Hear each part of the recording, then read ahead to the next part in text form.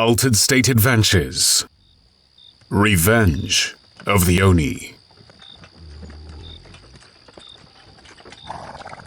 The silver moon shone brightly in the darkness of night, but the light was dampened by the ever-passing clouds. Its icy glow cast rays between the trees, and together with shadows, they played trickery on the eyes of the small hunting party as they slowly traversed the forest on horseback. But each member of this group felt uneasy, vulnerable, as if they were the prey rather than the predator. Their senses heightened as fear focused their attention on each and every direction, and this extreme paranoia meant their progress on this uphill climb was cautious and tortuously slow. Each and every noise of the forest offered an eerie undertone.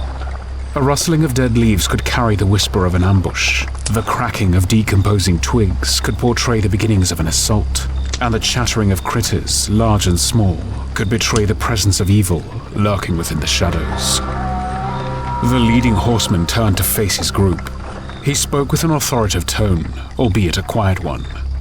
Keep an eye out, elves. Things are not as they seem. Amidst the group, Kenzo turned to face his friend. The look that Makoto returned was consumed by fear. Slowly they ascended the mountain, and as they neared the end of the forest, they came to the clearing that offered them a vantage point for what lay beyond. From here, they could see a dull orange light emanating from a cave further up. The very sight filled their hearts with dread, and the atmosphere around them changed immediately. The air became heavy, harder to breathe. Morale dropped in an instant, and the path before them now seemed perilous and fraught with disaster. But still, with heavy sighs, they continued on, for it was their destination. It was their mission. Keep moving, elves, said the leading horseman, eager to instill some form of determination in his men, for in his mind the justice they would be delivering would be rightful, and they would soon return to their humble village as celebrated heroes. But, sadly, that would not be the case. Oh, what was that? Said one of the elves towards the rear of the group. The fear in his trembling voice carried throughout the woods. Another responded. I heard it too. I think something is following us, watching us. The group came to a halt as the leading horseman turned to face his followers. Nonsense. Your fear is within you. Ignore it. We are proud, and we are brave, and we will... But the leader's words fell short, for at the back of the group, he witnessed something that took hold of his body and froze it to its core. A blur of darkness, a spatter of blood misted the air, and in an instant, one of his warriors disappeared. Now, only the horse remained, seemingly unknowing that its rider had been taken. The noises of the forest increased as someone or something came closer, encroached on their position, surrounded them. The sticks broke with more vigor now, the leaves crumbled under more weight, and now the guttural sounds of imminent death could be heard rumbling between the trees. Panic set in. We must retreat, said one of the elves, moments before an arrow pierced his neck and he fell to the floor with a disturbing whisper of lost air. It's an ambush, we must... said another, as he too was taken from his horse with blinding speed and deadly force. The leading horseman growled as he dismounted his horse. Show yourselves, cowards! Kenzo drew his sword, just in time to see a shadow approaching. As it flew through the air, Kenzo swung his blade aimlessly, but fortune was on his side, and the cold steel cut through flesh, and the limp body of his attacker fell to the ground. With his heart thumping in his chest, he briefly glanced at the body and was about to announce his findings when the heavy impact of an arrow slammed into his ribcage and stole the breath from within. Makoto recoiled. Kenzo! As he turned to watch his friend slump backwards on his horse. Now, the leading horseman could only watch as one by one his entire group was wiped from existence. Arrows flew as blood filled the air, screams of terror mixed with war cries from the attackers. The ambush came in full force. Makoto suffered a fatal wound that lacerated his stomach as another arrow spun him around, just in time to see the final act of their leader. The leading horseman, who had remained stationary, unable to do anything to help his men, finally succumbed to his wounds as he fell to his knees. Blood ruptured from his chest, and then he was taken into the darkness of the forest by another unseen and devastatingly fast assailant. Makoto turned once more to see Kenzo briefly regain consciousness. Kenzo! Run, Kenzo! Or the village! Kenzo looked to his friend through dazed eyes as he regained enough strength to partially straighten himself. The cold pain came in waves and flashed through his entire body with the power of a tsunami. Somehow, he had been left alone, presumed dead. He saw his leader's final bloody stand. He saw Makoto, his dear friend, and he heard his final words calling for him to run. Now he witnessed Makoto's desperate attempt to attract as much attention as he possibly could in order to buy Kenzo some time. Come on, I am here. Do what you will. And as Makoto withheld the onslaught, withheld as much pain as possible, and fought as hard as he could muster, Kenzo managed to turn his horse and kick the steed into a run. As he departed the bloodshed, he managed a final glance. There, in the darkness, he caught sight of a glowing pair of eyes, watching him leave. Kenzo managed to hold on as long as he could, leaving the dense forest and eventually reaching an open field, before the pain took over and his world faded to black. He fell from his horse and lay amidst the long grass, silent, still, and unconscious, under the pale moon.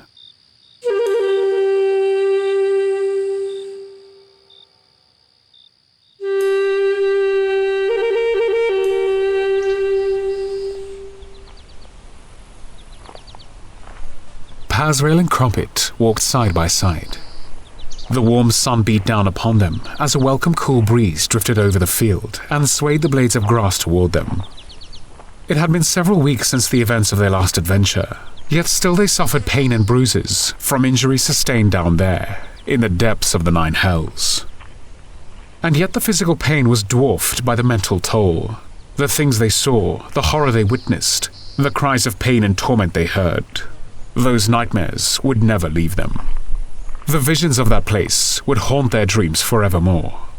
But still, they had survived, and they had continued the only way they knew how.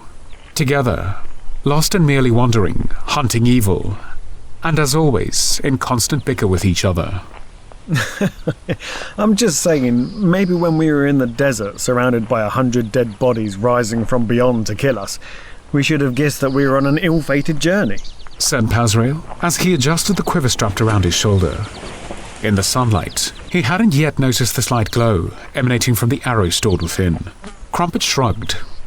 Yeah, my bro. But at least we stuck it to those devil bastards, though, eh? Yeah. And that bloody smoke man. Yeah, what a fucking arsehole that guy was, eh? Yeah, I mean, how did we both fall for that shit? I don't know, my bro.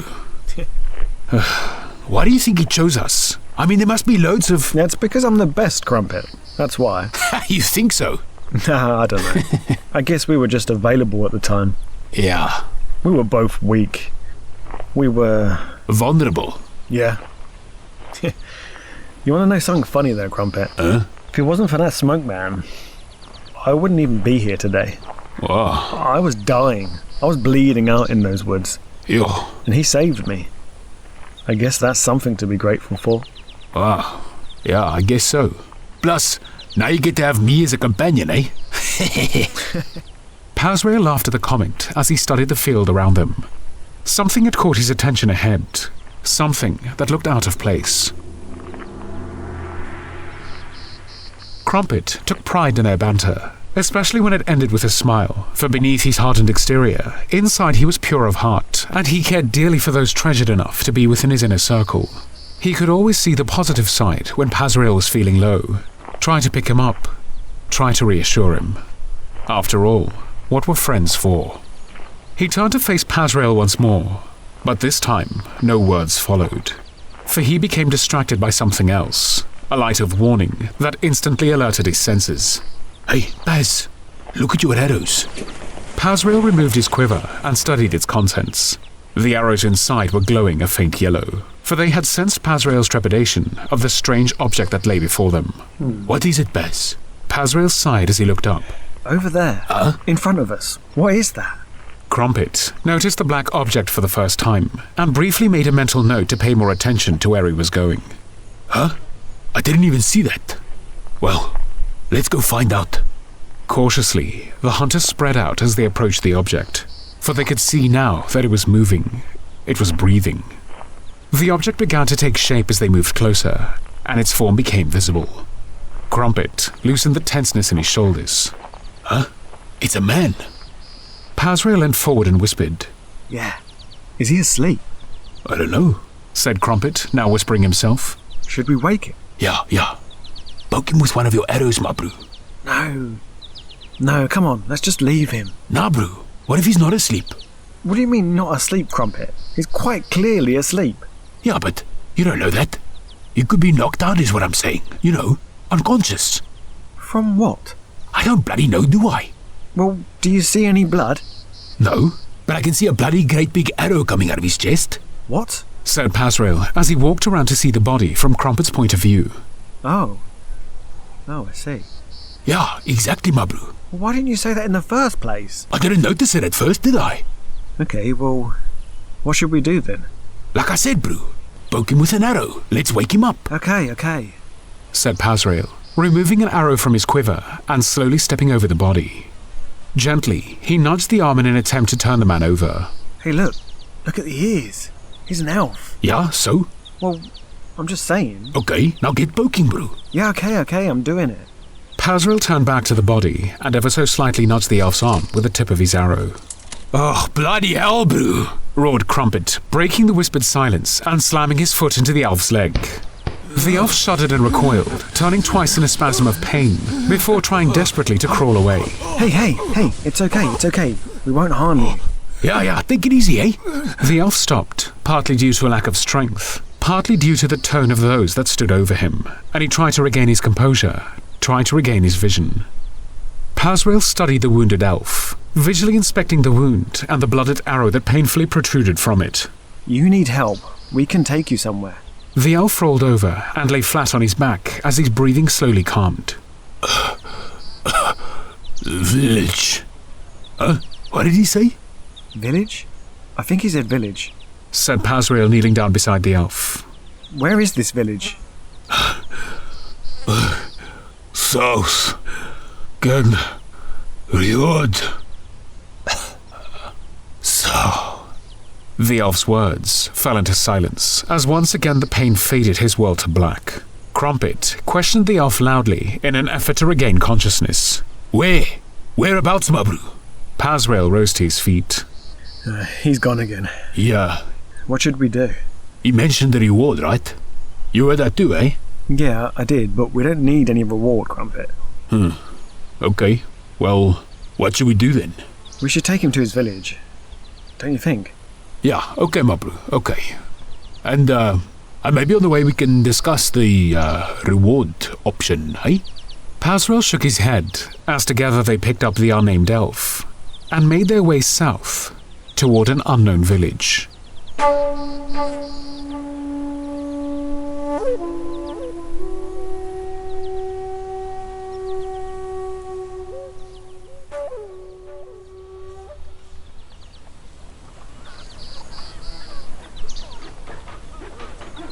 Lying in the shadow of a relatively low mountain range, an extensive plateau spread out across the land, populated by a collection of sparse huts and agricultural fields.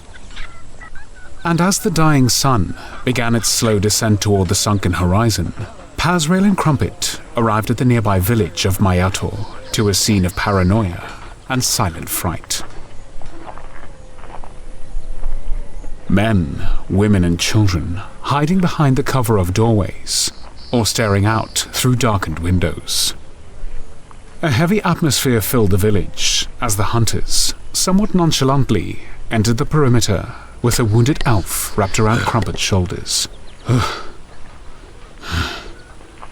You know, this guy is heavier than he looks, my bro.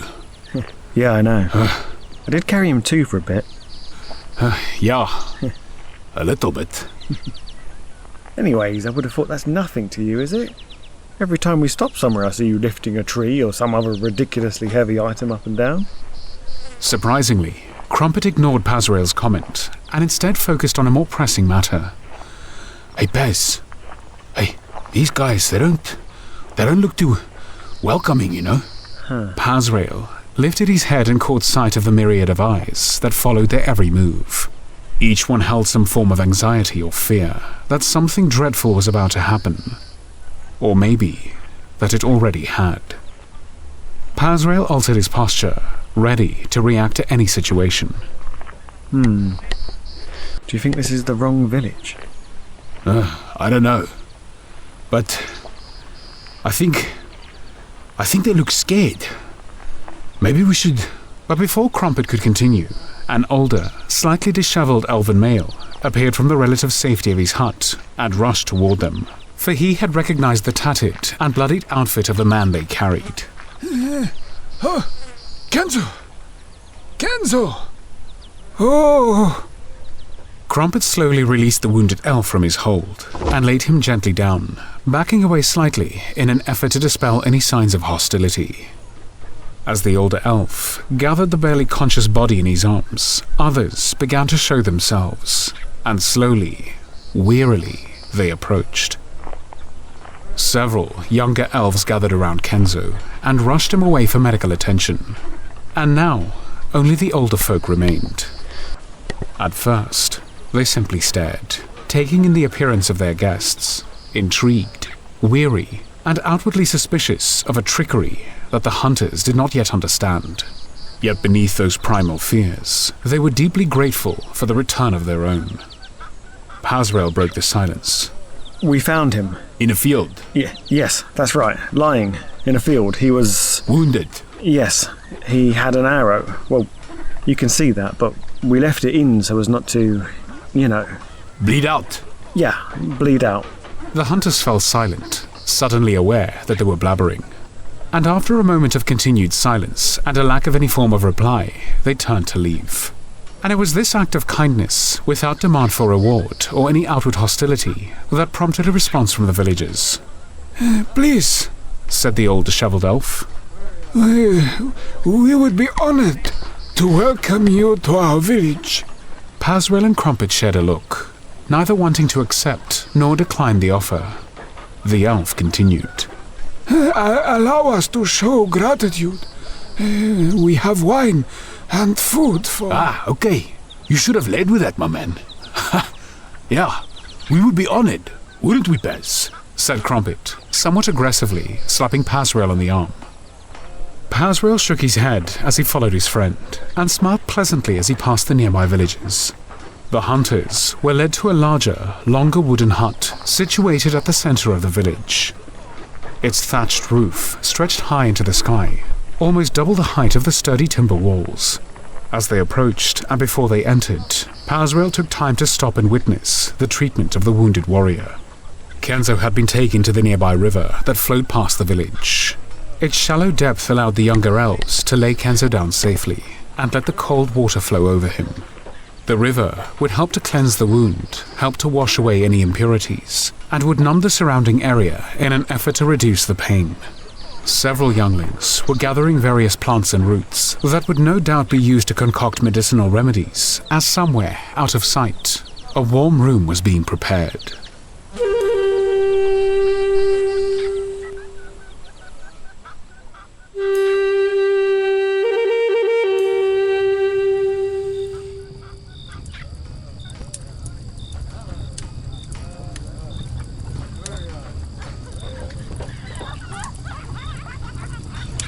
As the darkness set in, and the warmth of the day was gently washed away by the cool night air, the village became a hive of activity.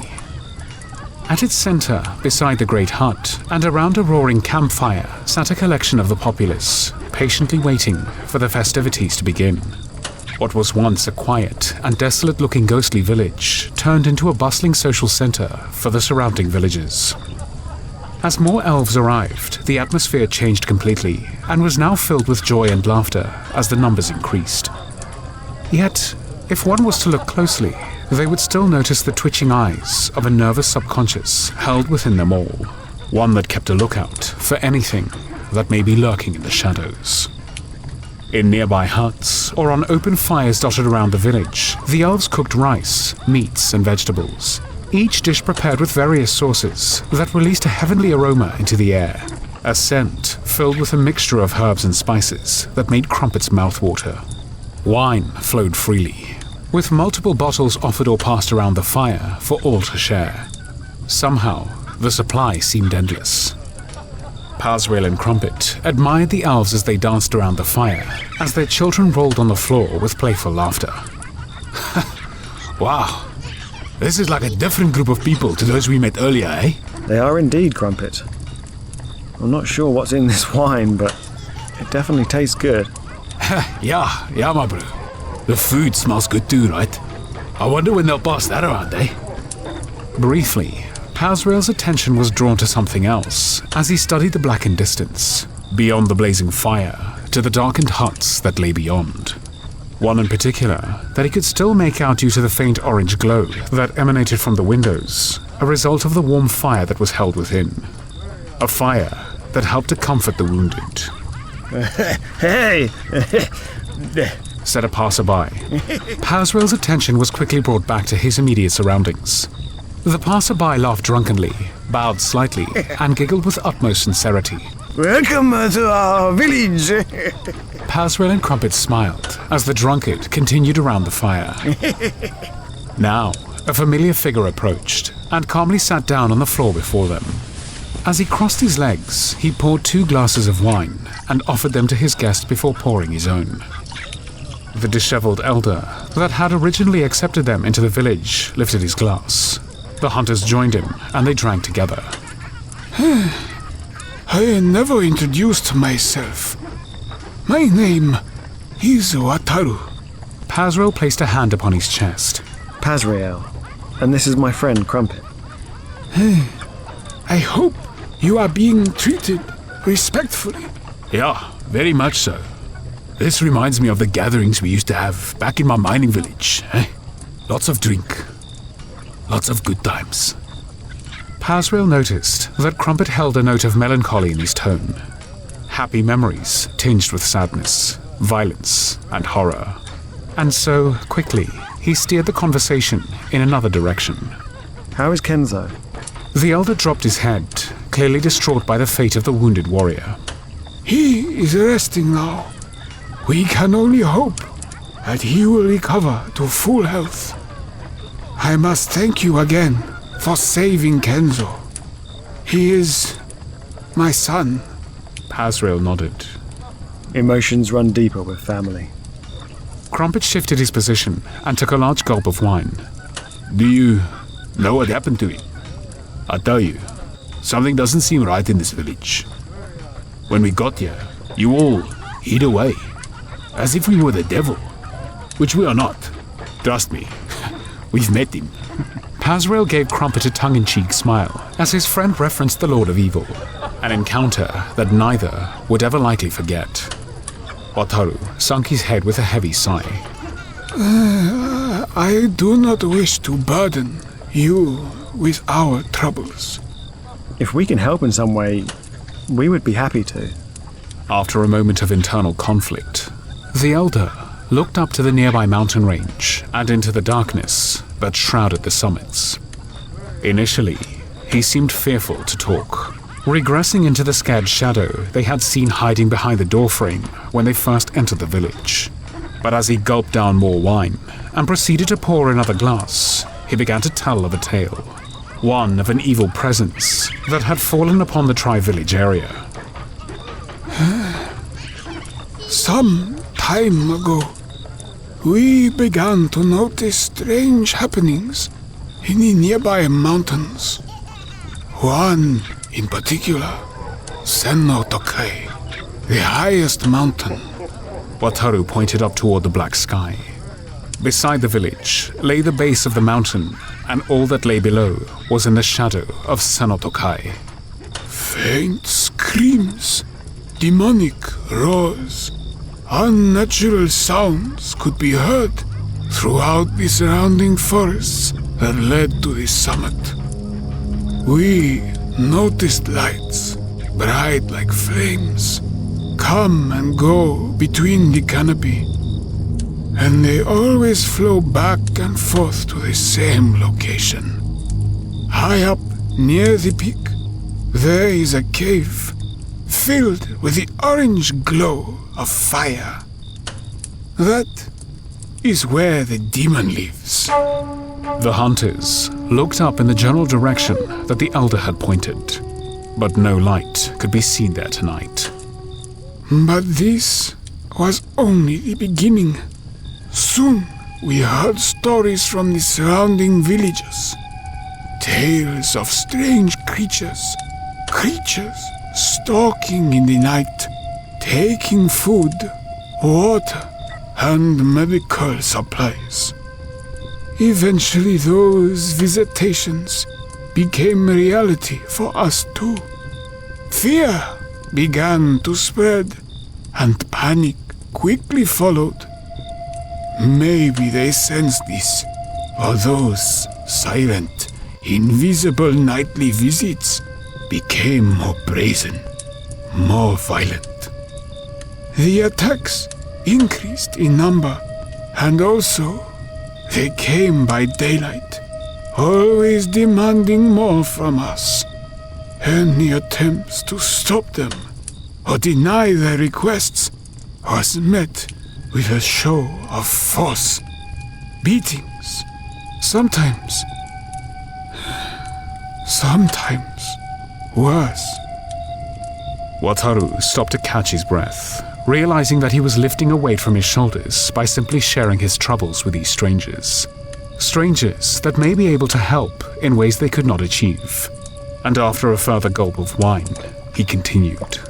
Until one day, after one of these incidents, we decided to take action.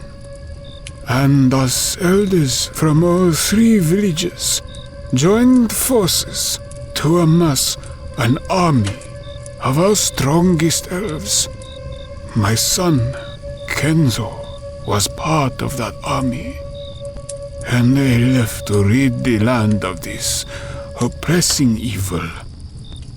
That was several days ago, and the last we saw of him until you brought him back to us. Around the fire, the hunters noticed some pairings would briefly stop and look over to them. The talk with their village elder had not gone unnoticed, and whispers could be heard, carried on the night air. I heard they were going to help us. They're here to save us. They must be. They've been sent. I like the tall one. Wataru, aware of how the evening's events may be confusing to the newcomers, continued. We had presumed the worst for them all. We mourned for them then, and we mourn for them now. Do not be fooled by tonight's activities. You see, these festivities are for the dead as well as for the living, to honor the souls that dwell among us still. Wataru looked over his shoulder, then back to the hunters. They see hope in you both. They believe you are our saviors.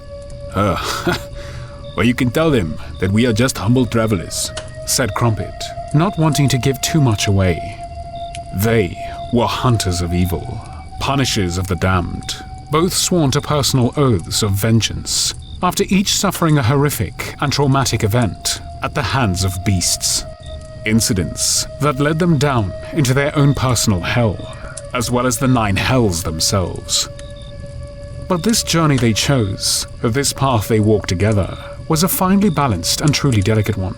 For there was a thin line between good and evil, and not all evil could be defeated by 2 lowly warriors. We don't even know what we're dealing with here, eh? And by the sounds of it, neither do you. These creatures, what did they look like? Wataru placed his glass down, his empty hand now clenching into a fist at the very thought of them. It is hard to tell you. At night, they are merely blurred shadows. In the day, they wear hooded cloaks, but they are small, waist height, fast. Krumpet rolled his eyes. Goblins. Goblins? Yeah, sure sounds like it. But what are they doing round here? Not their usual haunt, is it? Nah, bro. They pop up all over the bloody place. Sure, usually underground, but he did mention a cave up there. That makes sense to me. A moment passed as the three of them pondered their own thoughts. Eventually Pazrael asked, Tell me, what do you call this land? Wataru slowly rose to his feet, stumbling as he did so.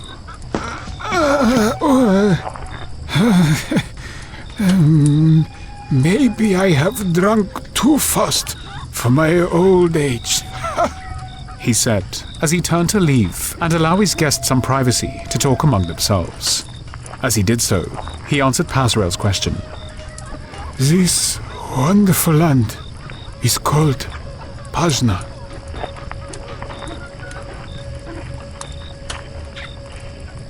Alone again, and waiting until Wataru had disappeared into the darkness, Krumpet turned to Pazrael and asked in a low voice.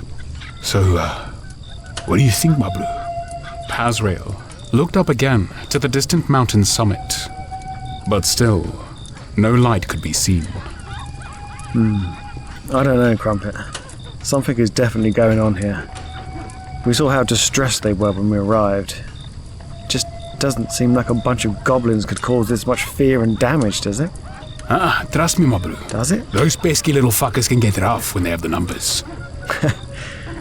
Then why don't we stay around for a few days and see for ourselves what's going on here? Yeah, my bro. Maybe we can get to the bottom of it. Maybe we can help these people. Agreed.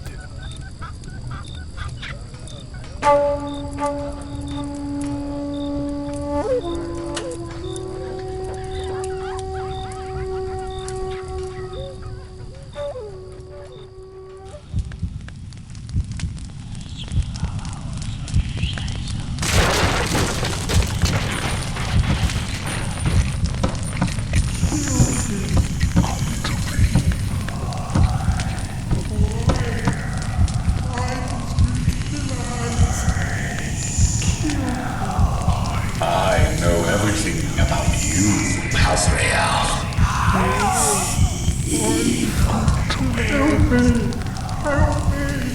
Hell is not a place for the faint of heart.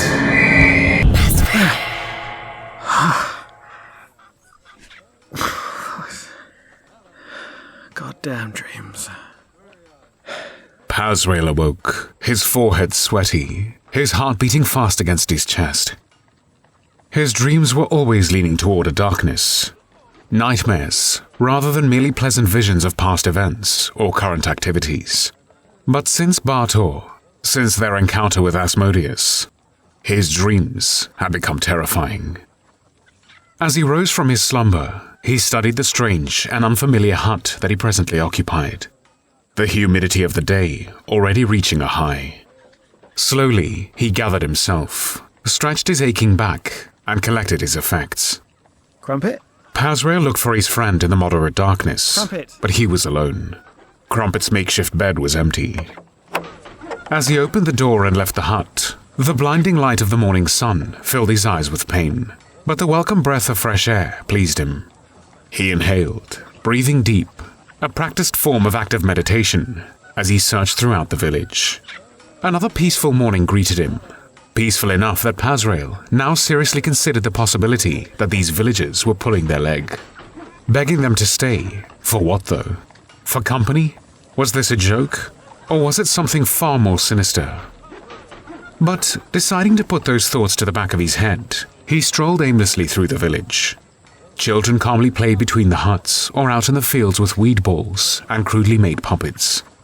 The older elves were at work, harvesting the fields, washing and drying clothes on lines hooked between trees and poles, and all the while keeping an eye on their young. The smell of breakfast, rice and some form of meat hung sweetly in the air and watered Pazrael's mouth. He stopped, circled, and frustratingly spoke aloud. Where the hell is Krumpet? A passerby overheard him and captured his attention. Your friend, said the young adult, one arm carrying a basket of vegetables, the other pointing down toward the river. Ah, thank you, said Pazrael, before making his way in the direction the boy had come from. As he descended the large mount that led down toward the river, he caught sight of Krumpet, and a smile immediately pulled at his cheeks.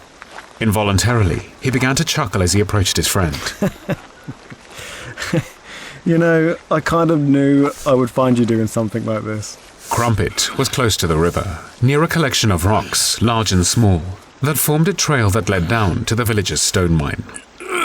A gathering of elves loitered nearby the pile of stone, most of them working on breaking down the boulders into more portable sizes, some of them looking over, impressed by Krumpet's display. Krumpet was laying on a makeshift bench made from compacted hay, and was presently lifting the largest boulder he could find. Bloody hell, Crumbs. You are one of a kind, aren't you? Krumpet groaned and lifted the stone for one more repetition before throwing the boulder aside. How heavy was that one? Krumpet sat up and allowed himself some time to catch his breath, the blood still pumping through his veins, bulging his arms. Whew. I don't know, maybe like 270, 290 kilos? That's ridiculous. How do you do that in the morning? Yeah, discipline, my bro. Same as you with your agility training. Yeah, I know, but at least I give my body some time to wake up. I'm not a morning person. Yeah, I know. Well, I got up when the bloody sun hit my eyes, eh? So bright. Pazrael looked up toward the bright blue sky. There was barely any cloud to be seen, and the enormous yellow sun was rising gloriously. Again, he wiped the sweat from his brow as he spoke. Sure is hot here. Yeah, no shit, my bro. Certainly wasn't like this a couple of days ago, was it? Said Krumpet, now looking at the sweat running down his biceps. Pazrael shook his head. What are they now? Gotta be 20 inches at least. Krumpet merely raised his head, with a self-impressed smile painted across his face. Pazrael sighed, looked up toward the workers, and then spoke softly. So what do you think is going on here? I mean, this place doesn't exactly look like a picture of fear. Yeah, nah, bro. I had a look around the grounds myself while they were still all eating breakfast. By the way, I'm bloody starving, my bro. Anyways, I couldn't see anything untoward or out of place, you know. Friendly people, though. Yeah. Seems strange to me. I don't know. Pazrael looked around. Fields of all sizes occupied the flat lands around the river, and further on, paddy fields populated the sloped land leading up to the mountain, before the trees took over and covered everything until the summit. He could not see any cave from down here, not from this distance. Maybe we should take a little walk up there. See if there really is something to it. Yeah, maybe. Krumpet looked back to the village. It was relatively small in size. The huts, well maintained, and all of equal foundations, were evenly spread out from the longest central building. There was artistry to its design, a simplicity to its layout. Its very presence, along with this magical land and these graceful people, held an innocent beauty. His attention broke as he noticed a small child running toward them, his features placid, serious. Maybe we spoke too soon, Paz. Pazrael turned around as the boy approached. Between breaths, the child spoke. Kenzo! It's Kenzo! He is awake! Come! He calls for you!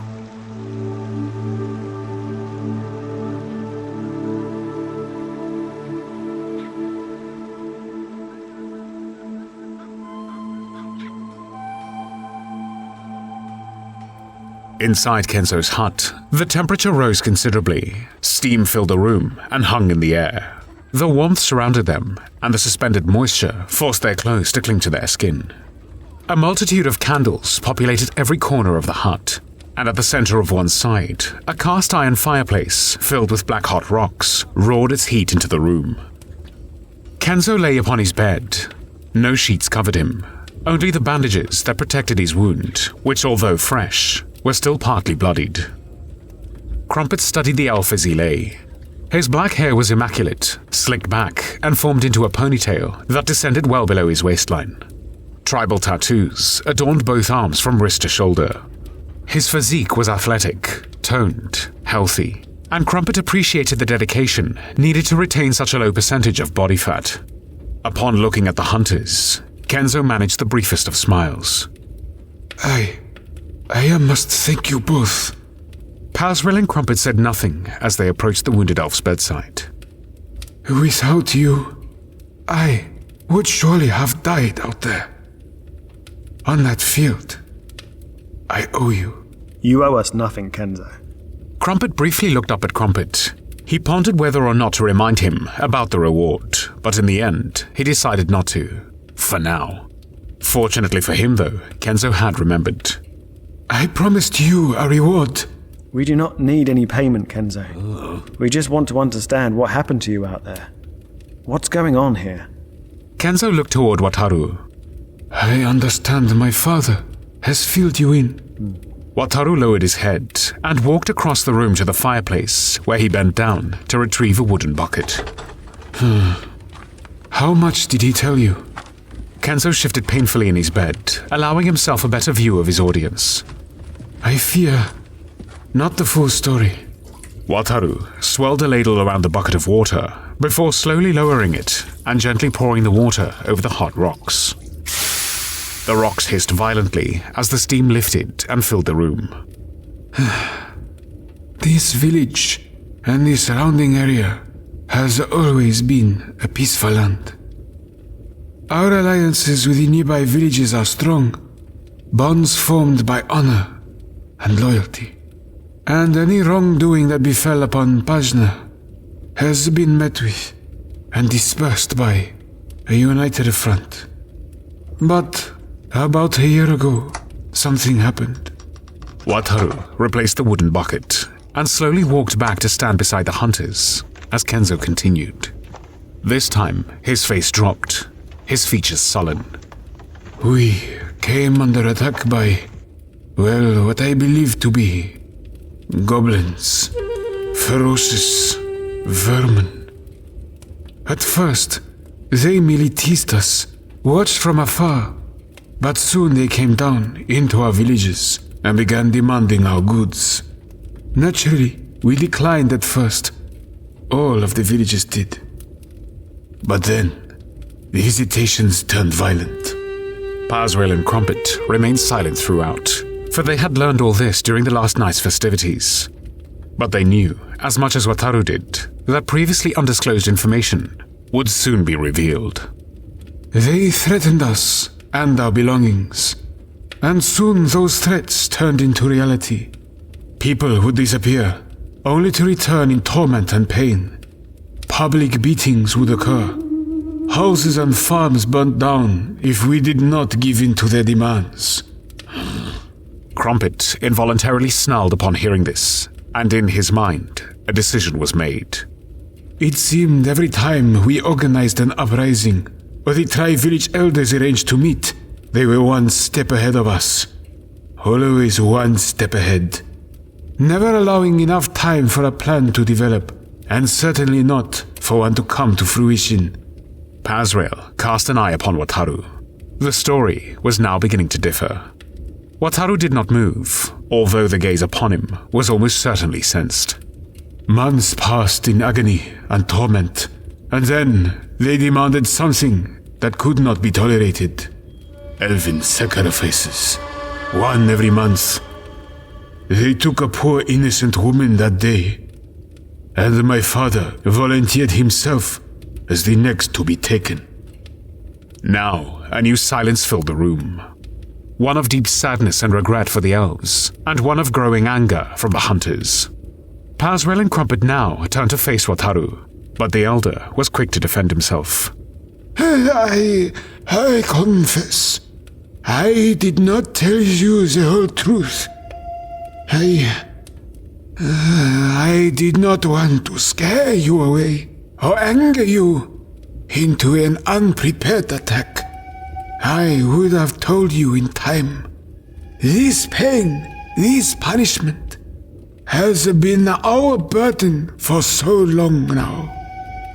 I suppose I was reluctant to pass on our torment. Kenzo shook his head and continued regardless. Enough was enough, and so I organized a clandestine meeting. We do not have much knowledge or experience in the arts of magic, but somehow, without their knowledge this time, we managed to cast a shroud spell. This allowed us precious little time to formulate a plan. As the moisture in the air began to settle and the coolness crept back in, Kenzo shifted his torso once more, this time with a grimace of pain. It was barely noticeable, but Wataru had seen it, and immediately he crossed the room to retrieve the bucket and steam the rocks. We arranged for the bravest elves and the toughest hunters from all 3 villages to join forces.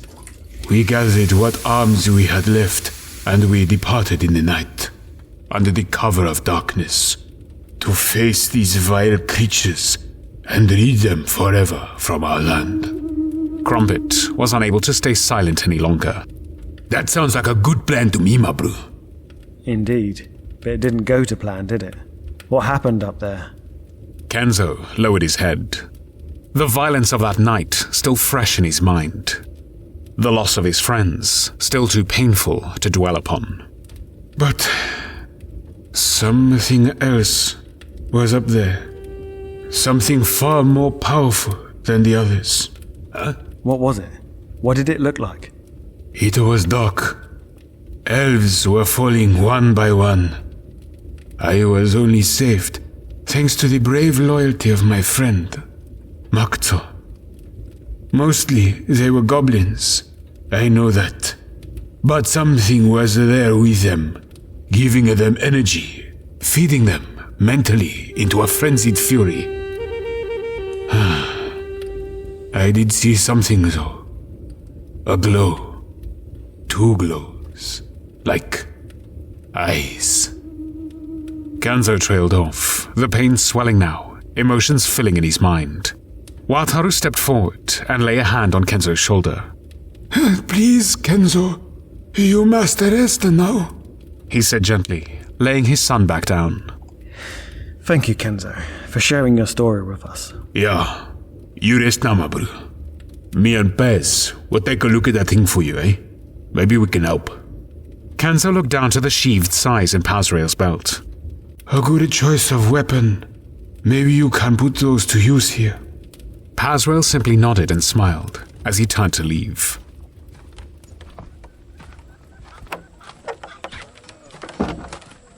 Outside Kenzo's hut, a small crowd had gathered for undisclosed reasons. But as soon as the hunters emerged, the crowd quickly dispersed. This village. These people deserve answers, Krumpet.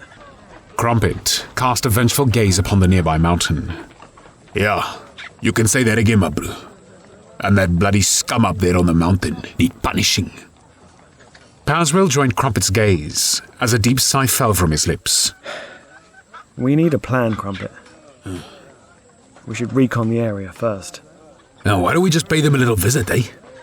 We don't even know what we're up against yet. We'll go up there, but we go in daylight, scope the lie of the land, and then we can formulate a plan. And what if those fuckers attack the village again? Well, then, at least we are here this time. And we sure as hell won't let them take anything or anyone else. We'll put an end to this, once and for all. So when are we going then, my bro? Well, you don't have any other plans for the day, do you? Well, I'm still fucking hungry, my bro, but no. Then gather your effects, Krumpet. We'll get something to eat and then... let's take a hike.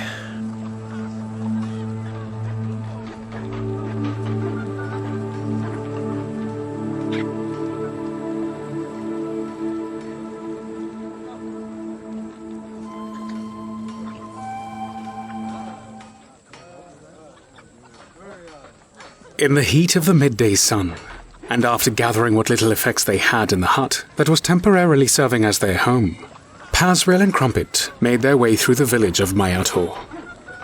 Before them, Wataru was presently leaving Kenzo's hut, allowing the wounded warrior some time to rest. He immediately caught sight of the hunter's haste and eagerly rushed over to question them. Oh no, please, you're not leaving, are you? If it is because of my... We're not going anywhere, old man. Well, we are, but we're not leaving the village. Oh, okay. Yeah, but we are leaving the village right now, though. We swore to Kenzo that we would find out what's behind all of this, and that's what we mean to do. Phew. Well, where are you going then? We're going up there, said Krumpet, pointing up toward the mountain's summit. Upon looking up at such a great height, the sunlight instantly stabbed his eyes, and he turned away in pain. Yarder. At least a day's travel just to get to the forest, and even more to get through that. We're used to travelling, Wataru. But thank you for your concern. Yeah, we'll be fine, eh? Don't you worry. Do you need any help or assistance? No. You lot just stay here. We'll be back in no time. And as the hunters continued their march onwards, Krumpet finished his sentence with a considerably softer tone. And if we're not, then that's when you can start worrying. Wataru simply stood and watched them walk away, as did the growing crowd of elven faces that were gathering behind him, all of which carried concerned and fearful expressions. As they crossed the country, they traversed mainly through plain and open fields. The occasional hills came and went, and creatures of various sizes and descriptions lifted their heads to watch them pass. The day was pure, clear, and the silence and serenity of their journey was as uplifting to the mind as an exercise was to the body. Their conversation was, as had become the norm for the two wandering friends, a collection of random topics discussed wholeheartedly with a deep and meaningful passion, and of course, with a hint of jest here and there. And as the hunters traversed the fields and continued ever closer to the forest, Pazrael discussed his newfound freedom. You know, Krumpet, when I was younger, I had so much stuff. Like, even recently, before we met, before Baator. Our abode, my wife and I, we had so much crap everywhere. Stuff we didn't need, Stuff we wanted, but we didn't need. Uh-huh. It just ends up owning you, doesn't it? I wouldn't know, my bro. It does. It all ends up owning you because you can't get rid of it. For whatever reason, you had a fun memory with it, or someone you treasure gave it to you, all sentimental things like that. And so you end up with all these things that are just wasting space and cluttering up the place.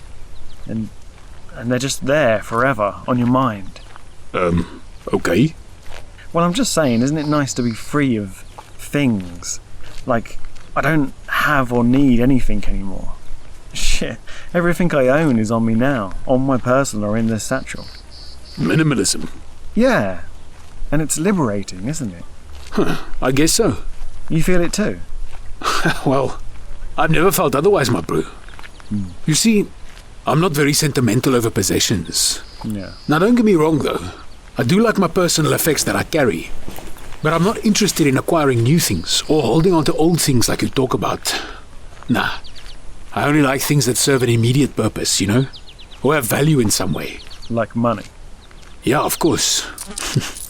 Back in the mines, I didn't collect anything. Everything I did was all in pursuit of wealth, in some form or another. Mining gems, gold, in search of precious minerals. I see. Nah, bro, I guess I don't have an affinity for objects. Well, then you understand what I'm saying, right? I mean, it's just crazy, when you really think about it, just how little a man needs. Yeah. Some clothes, a few necessities, and a trusty axe. Yeah, I used to think all of those things meant something, though. And I suppose they did at the time, but... I thought I was rich because I had all of them. But now, well, like I said, it's liberating to be free of them. Yeah, my bro. It's a simpler way of living. A primal way. Yeah. Nature provides all I need. Food, water, air, shelter. It's all out here, if you can find it. Sometimes it offers you things you can trade as a benefit. But I won't be dragged down by anything. Not by nothing. Huh. Nature provides all I need. That's a good one, Crumbs. Thanks, my bro. Hey, Paz, check this out. Beautiful, eh? Stretched out before them, carved into the land and snaking off into the far distance in both directions, a shallow river lazily flowed toward the ocean. A thin layer of mist lifted from its water and hung low in the air. The hunters stared in wonder at the vibrant cherry blossoms that led to the opening of a large lake to their right, petals falling in slow motion on the warm breeze. And to their left, the river ran through the fields to an old bamboo forest not too far away, and all of this under the backdrop of the enormous, majestic, and forested mountain the locals called Senodokai. The contrast of colors and the complexity of the vista before them was breathtaking. Krumpet pointed toward the bamboo forest to their left. Hey, that must lead to the field where we found him. Kenzo? Yeah, bro. Yeah, I guess. The bamboo down there, that field. It all looks very similar to the place we dropped into when we left the portal. The portal from Baator, said Krumpet matter-of-factly. Yeah. Well, it's a field and some bamboo paths. I mean, it's always gonna look kinda similar, right? Pazrael tutted and shook his head as he continued walking forward toward the river. Look at this bridge. That's a work of art right there. The small wooden bridge, elegantly arched over the river, its carved wooden panels painted a deep red and adorned with colourful shells, held thick ropes on either side for support. Yeah. I hope it's a solid and sturdy work of art, said Krumpet, stepping over the black-painted boards. Now safely across the river, the only thing standing before them was the forest, and that forest suddenly took on a darker and much more uninviting presence. The air cooled under the darkened canopy of the forest, any remaining outside breeze now subdued by the density of the trees. The hunters had made good pace, reaching the base of the mountain before nightfall. But now as the sun began to set, the forest changed its aura as quickly as one would change the expression on their face. The farther they climbed, the darker the world around them became, and after several hours, they found themselves in a maze of bark and leaves. Pazrael retrieved an arrow from his quiver and held it out in front of them, the arrow shining a dull white glow, just enough for them to see the path that lay ahead. Twigs snapped in the darkness. Strange noises came and passed in the unseen distance. Shadows moved and danced upon the forest floor, as the milky moon cast its rays between the breaks in the canopy above. In time, exhausted from the climb, and completely unaware of their present location, the hunters could only judge their direction by the progression of the climb. Up was still up, and that was their destination. But they had lost their bearing, and no cave nor clearing was anywhere to be seen. Krumpet could sense eyes upon him, a harmless animal or a dangerous creature, he could not tell. But he knew that something or someone was out there, watching them, studying them. The cracking twigs grew louder. The shadows drew in closer around them, surrounding them. I don't like this, Bess. No, me neither. Something doesn't seem right. Suddenly, a wisp of smoke appeared before them, slithering its way between two tall trees, and slowly dissipating into the atmosphere. What the bloody hell was that? I don't know. You don't think... I bloody hope not. I've seen enough of that smoke, man, to last a lifetime. It's gone. It's gone. Yeah. But where did it come from, though? I don't know. It's just forest mist. This is a mystical land, Krumpet. Let's keep moving. Whispers surrounded them now, calling them, teasing them, taunting them. The words were almost inaudible, utterly indistinguishable, but nevertheless, they were there, around them, in every direction. The suspense, the anxiety, the increased heart rate heightened their senses, but also drastically increased their bewilderment. They were lost, completely lost. Where do we go now, Bess? I have no idea.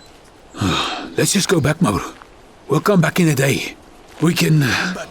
Krumpet's words trailed away as a distant voice took over their senses. Come back. Down here. The village. Huh? What the hell, bro? Shh, quiet, Krumpet. Pazrael. Krumpet. We need you. Come back. It's Kenzo, isn't it? Yeah. I think so.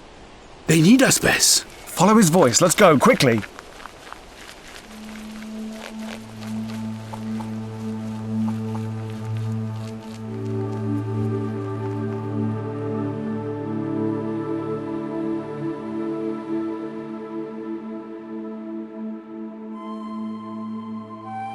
Under a sorrowful moon, in the darkest hour of night, the nearby village of Takano was about to feel the wrath of their enemy.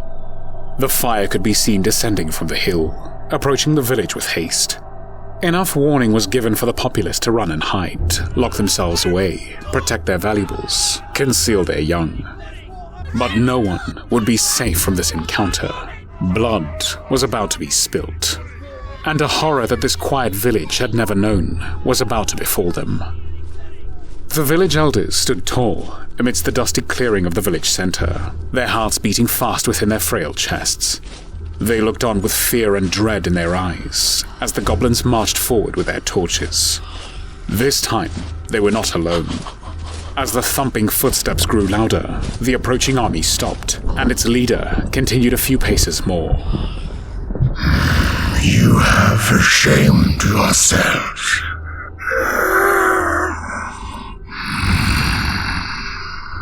One of the elders stepped forward, his voice weak, trembling. We do not know what you mean. The Oni looked down upon the pathetic specimen in front of him. Standing at nearly 8 foot tall, he loomed over the elves. The shadow of this muscle-bound hulk alone was threatening enough. Small horns protruded from his forehead. His bluish-red skin was covered only by shiny red armor that clung to his shoulders, chest, and arms, and were in stark contrast to his dark, tattered trousers. The Oni growled through dagger-like teeth as his red eyes shone like fire. Do not test my patience. Please, we do not... In one swift move, the Oni lifted his glaive into the air and swung it through flesh and bone. The foremost elder's head tumbled to the floor, closely followed by his lifeless body. The other elders shuddered in shock. Gasps could be heard throughout the village as cries of fear and sorrow began to fill the air. The Oni slammed the butt of his glaive into the ground. Blood slivered down the metal blade and dropped onto the floor below. Send them away. This debt that you owe will not cease through force or bravery. In a blur, he grabbed the second closest elder and spun him around in his arms. The last remaining elder caught eye contact with his friend as sorrow filled his eyes. I will decide when your punishment is just.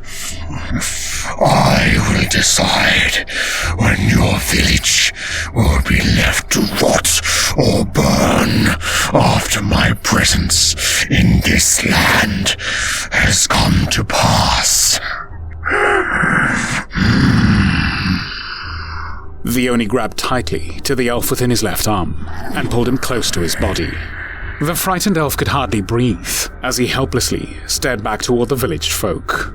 Raising his voice now, the Oni spoke to the village. You have all brought this upon yourselves. No warriors or soldiers can stop this vengeance. A flash of moon flickered on the Oni's claws as his right hand lifted menacingly. Do not cross me again. Do you understand me? The village fell silent as the Oni placed his fingers around the elder's neck, claws pressuring the skin.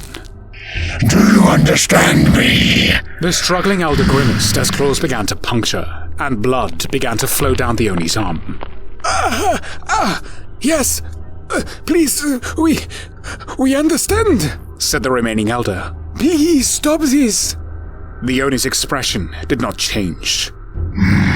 Is this how you treated him? Did you beg for him to stop too? The bloodied elf began to scream as the claws penetrated further, piercing the jugular.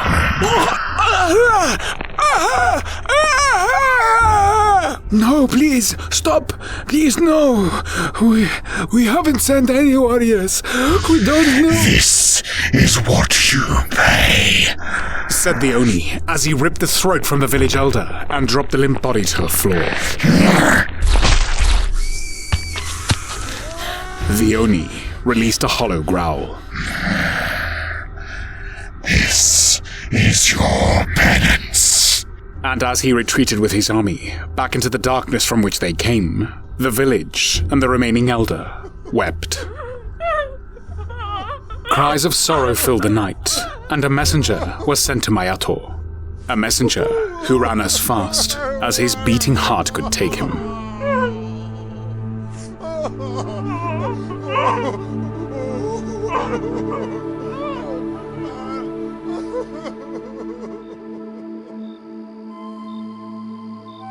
The hunters finally arrived in Baator, physically drained, tired and weary.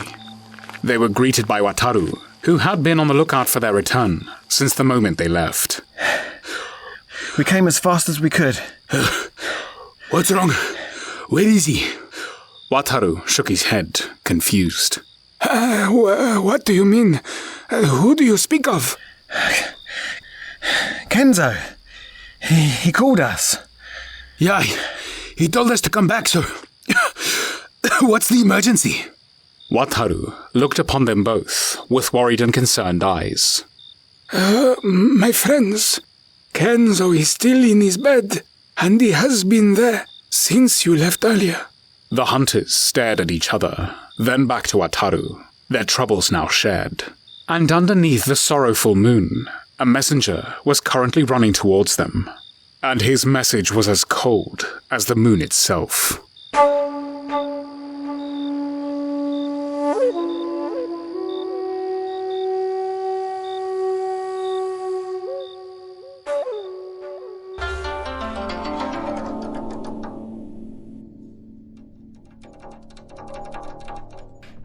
Wataru quietly opened the door to Kenzo's hut, not wanting to wake his injured son. And Pazrael stepped inside to see for himself that the wounded elf was still in his bed.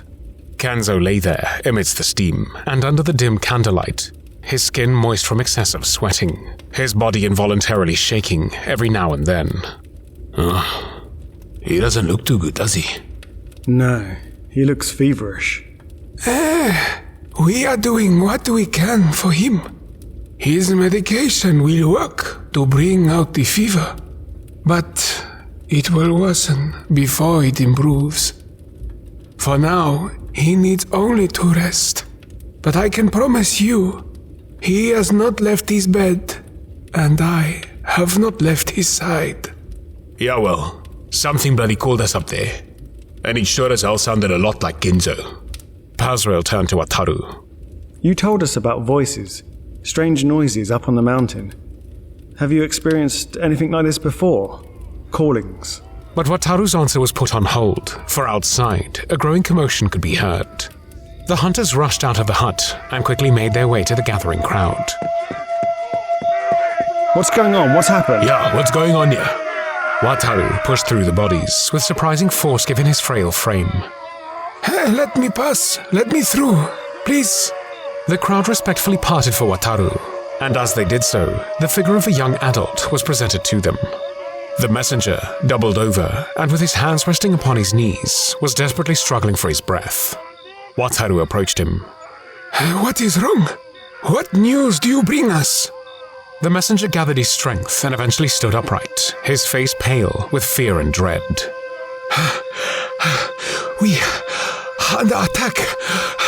Takano is under attack. Goblins. Wataru turned to face the village, his voice filled with authority. Prepare for attack. And with that, the villagers dispersed in panic and growing anxiety, and quickly the crowd deserted them, favoring the relative safety of their own homes. Now, only the bravest elves remained. Wataru turned to face them, but his instructions were cut short by worrying words. They were not alone. The messenger shook his head as his lower lip began to quiver. Krumpet stepped forward, noticing for the first time the pure shock painted upon the elf's face. What was it, my bro? What was with him? The messenger looked up, his eyes now betraying the true fear instilled within his heart. The devil. A stunned silence filled the void left by the messenger's words, and as if on cue, a cold wind flowed over the fields and pushed through the village. Wataru whispered into the night air. Oni. Huh? What did you just say? Some time ago, near the village of Ichigo, they had an encounter once. A small hunting party came across what they believed to be a half-Oni. They fought him off. Many wounded, including the half-Oni. Quite badly. But this is no time for stories. Oh, great. So we're dealing with something far stronger than bloody goblins, huh? Now he tells us. Wataru, have everyone kept safe, lock them away. Have them put out any fires. The light will give away their positions. Those of you who wish to remain, form a line behind Krumpet and I. The remaining elves appeared baffled by this new form of leadership. But Pazrael spoke with such confident authority that they obeyed regardless. Krumpet turned to ask Wataru a final question as he retreated to be with his son. How far, Wataru? Huh? The other village. How far away is it? Oh, not far. Only a couple of hours. And with that, Krumpet growled as he retrieved the shield and axe from his back. The anger and rage already beginning to stir inside him. Now, all they could do was wait. The two hunters and several elves stood motionless, their senses on high alert. The village behind them was silent, still. The darkness before them was of equal presence, covering the fields, hiding the elements. On the breeze, the faint smell of smoke could be detected, and that smell was a precursor to violence. Krumpet's eyes, however, were accustomed to darkness. His vision mastered in the mines many moons ago, and he snarled. Here they come. Out in the fields, the darkness began to lift as dim light flickered into existence, and as they grew closer, the line of fire grew wider. Torches! Torches! Shouted one of the elves behind Krumpet. Shh! Just stay quiet, everyone. Pazrael turned to face the elves. You two, spread out to the left. You two, over to the right. The rest of you cover the rear. We don't want to be flanked. Yeah, and watch your bloody weapons, eh? I don't want to be cut by friendly blades, okay? A series of shuffles took place as the elves manned their positions, their hearts erupting in their chests, palms sweaty, legs weakening by the second. The field in front of them now was alight with a sheer volume of torches, the fire illuminating the goblins' approach, the smoke blurring the air above them. Pazrael counted at least 20 of them. Remember, Pez, they're small, but they're quick. Look out for these fuckers. Pazrael nodded as he knocked an arrow in his bow. I take it there's no negotiating with them. What do you think, my bro? And as the goblins came within clear striking distance, Pazrael decided to fight aggression with aggression. No, I didn't think so. And he released the first arrow into the pack. The goblins reacted instantly, spreading out with tremendous speed as one of their comrades fell. Krumpet launched into the attack with furious anger, sparks flashing across his shield, and a cry to cord thrown from his lungs. Mighty God.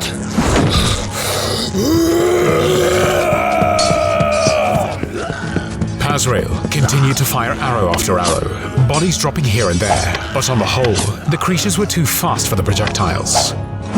The horde split and attempted a pincer movement on the defensive line. The elves were called into action, fighting off the surrounding forces with spears and swords. The clashing of flesh and steel caused a vacuum of chaos with Pazrael at the center, his bearings momentarily disrupted as the blow of a wooden club smashed into his thigh. He cried as he fell to the ground, looking up to meet the attacking goblin eye to eye as another furious swing came his way. Pazrael reached out his hand to block the incoming blow. The force shattered his bow and he dropped the broken weapon to the ground. And as the goblin reached for a sheathed cleaver and rose it high in the air, Pazrael could only watch as Krumpet appeared from nowhere and swiftly decapitated the unknowing goblin. Fucking goblin scum! Come on, Baz, on your feet! Let's destroy these fuckers! Shouted Krumpet, his voice filled with encouragement. Pazrael rose to his feet and reached for the size on either side of his belt. Come on, you little fuckers, he said, twirling the silver weapons in his hands, the littered and still burning torch fires glistening off the steel prongs as they spun in the air, and Pazrael progressed forward, blocking incoming blows with his side guards and slashing away with the double-edged tips of his sais. A cry of pain and a gurgle of gore erupted behind him as an elf fell to his knees and was instantly set upon by two other goblins. Another elf rushed over to help him. Krumpet continued to rain down violent devastation like a tornado through a forest, but instead of trees and branches, it was limbs and flung weapons flying through the air. His axe circling with blurring speed, cutting with the power and force of Cord himself. Fucking goblin failhood!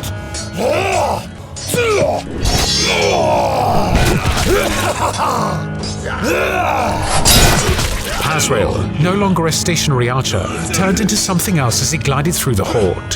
His agility increased, effortlessly dodging any attack and twirling his way forward, size outreached and slashing through rough and rugged skin. The battle only lasted a few minutes, but for the fighters it felt like only seconds had passed. The slow motion of impending doom and fear had turned into a blur of fast-paced action and intense adrenaline. Now, amidst those left standing, only bodies surrounded them. Pazrael looked for Krumpet in the darkness and found him tending to a still-breathing elven defender. Is that it? Is that all of them? Now some of the villagers had braved the open and came out to tend to their wounded. Wataru was among them. Krumpet followed on Pazrael's query. That can't be it. That's not much of a force. Wataru approached them then, his eyes horrified by the violence around him. That was merely a scouting party. There are many more out there.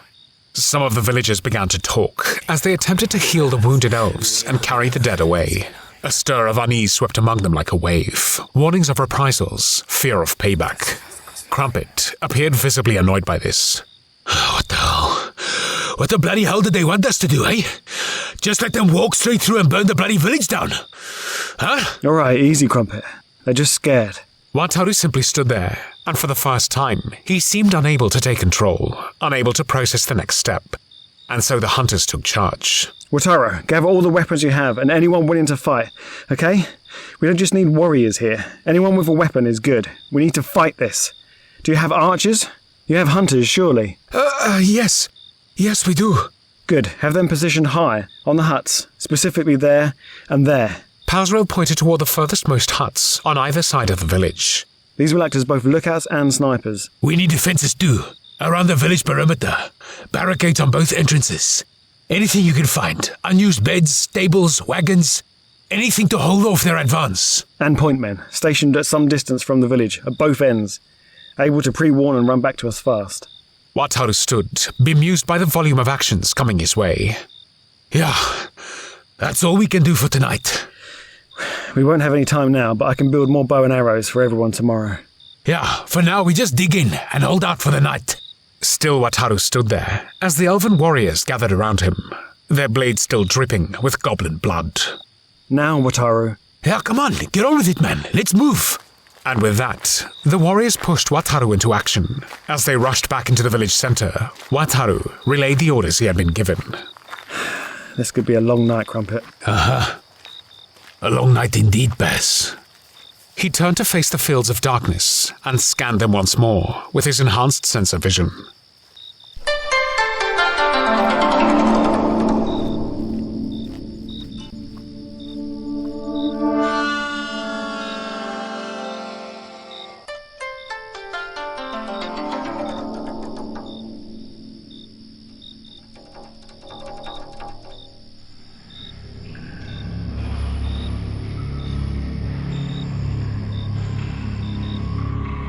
High up in the mountains of Senatokai, hidden amidst the dense trees, lay the entrance to an ominous and lonely cave. From within the cavern, a dull and eerie orange light was cast out into the darkness and dimly lit the trembling bark of the surrounding forest. A multitude of candles lined the inner chamber, and the cold rock walls danced with shadows. A small gathering of goblins looked inwards, eagerly awaiting their next instruction. And nestled within the farthest corner of the cave, Vioni crouched over a makeshift bed of dead leaves and foliage. Gently he stroked at the damp skin of the body that lay upon that bed, wiping away any excess sweat, sweeping back any misplaced hairs. The body did not respond. Vioni did not look up as he spoke. Where are they? The goblins looked at each other, eventually volunteering one member to speak for the group. They did not come back, my lord.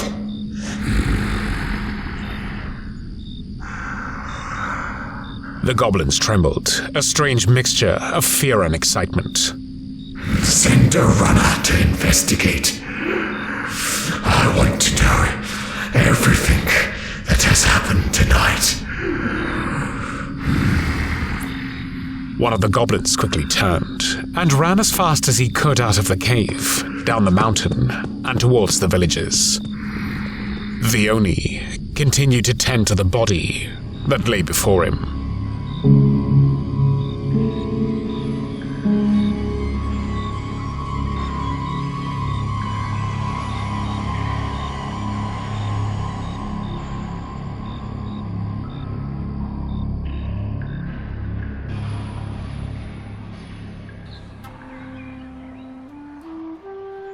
Nearly 1 year ago, as the sun slowly rose above the mountain of Senotokai and the crisp morning air was lifted from its early dampness, a young half-Oni walked peacefully through the fields.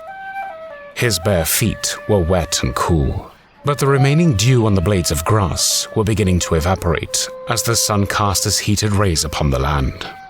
His hands drifted over the long grass, gently pushing at the blades and letting them fall backwards to swing in the air for a while.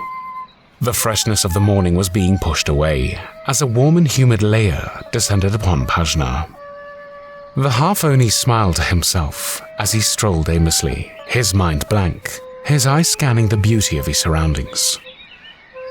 They had traveled many miles to get here, as they always did, and his father had decided that this would be a desirable location to rest, fill their bellies with the fruits of the land and the nearby river, and gather their thoughts for a while before moving on to pastures unknown.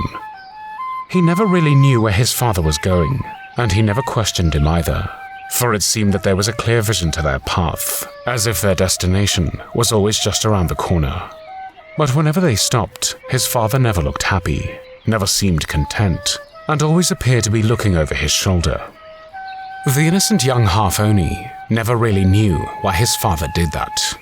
But on this fateful morning, he was soon to discover the reason, in the worst possible way. He had sneaked out early while his father was still sleeping. The cave had been dark and misty at that hour, but by the time he had reached the fields, the light was glorious. His father had always banished him from walking anywhere in the daylight, and especially out in the open. The night is the time for an Oni, he had said. But as with every rebellious teenager, the half-Oni had disobeyed his father's orders. After a while, he came across what he thought were farmers, adult males, elves, only 4 or 5 of them. He adjusted his path slightly, not wishing to engage with them or show them any false signs of hostility. At first, they appeared scared, panicked, but soon, upon realization of the creature that they were witnessing before them, they began to call after him. The half-Oni ignored their calls and continued on his way, but the elves were following him, jeering him, taunting him, calling him names.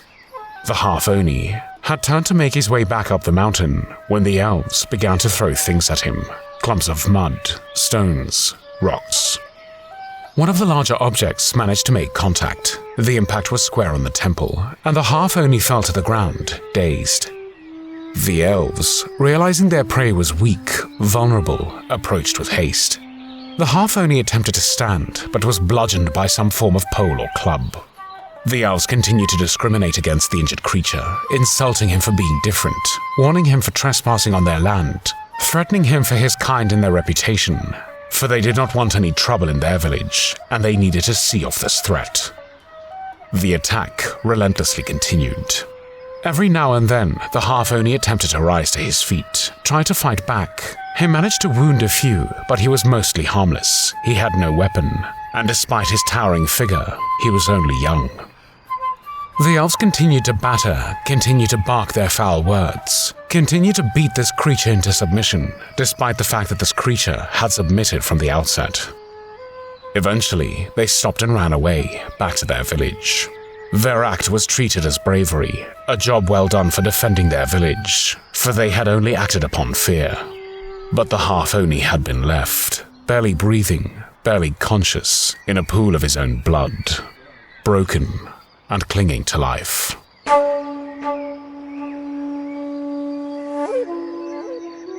Hey there, this is Marchand Steenkamp, narrator for Altered State Adventures. If you're enjoying this tale, then please remember to hit that subscribe button. It would really help us a lot.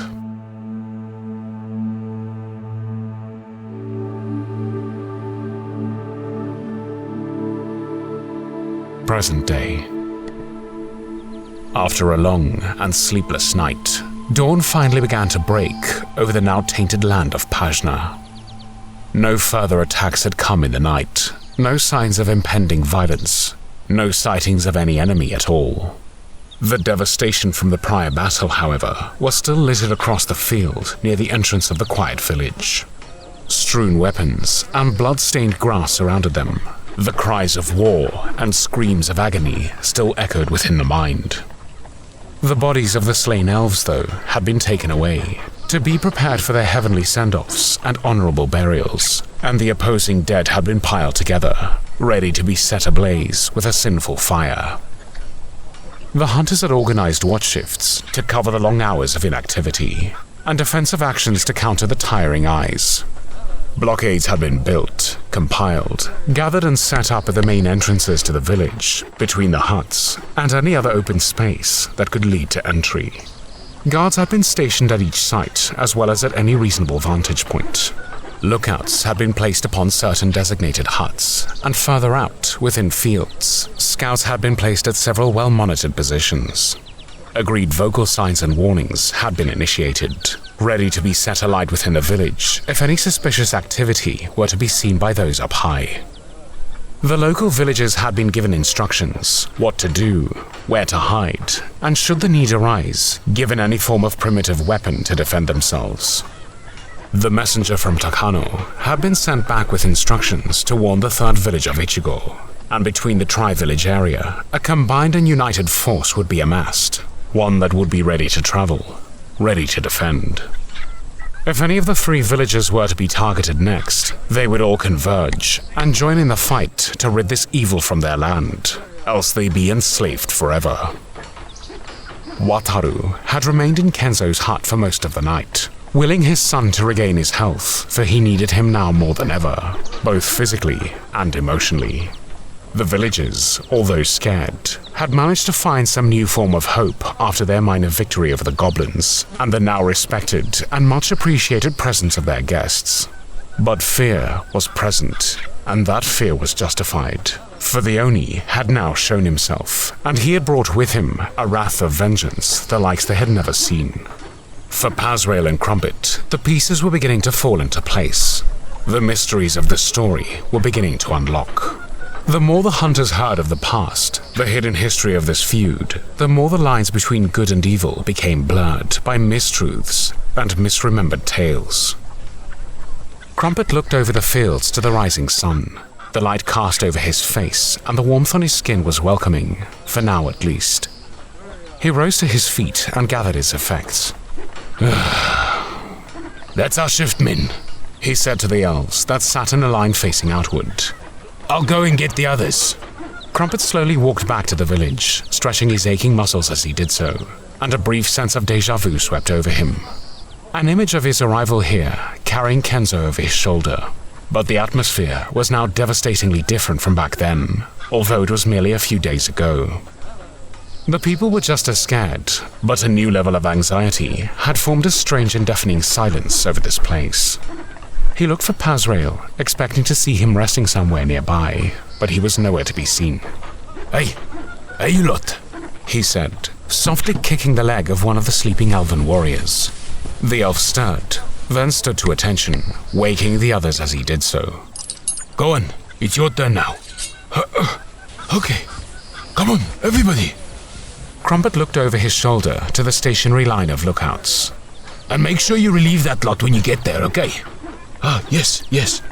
The elves nodded their agreements as they gathered their weapons, gathered themselves, and then swiftly moved on to take their positions for the morning. Hey, have you seen Paz? One of the elves looked back over to him, frowning. Pazrael, my friend. No. We have been asleep. I haven't seen anyone. Oh yeah, okay. No worries then, off you go. Krumpet continued his walk through the village and was about to go to the makeshift hut that was their newly appointed home here when he noticed the familiar sounds of practice. Shuffled feet, the whoosh and swirl of weapons, and the obligatory expulsions of thrust air. The central hut acted as many things. A social gathering area when the weather called for it, a meeting point for policy decisions and political debates, a hall for special events, and also an arena for combat training, a dojo. Krumpet smiled as he walked over to the large, elongated building and opened the wooden door.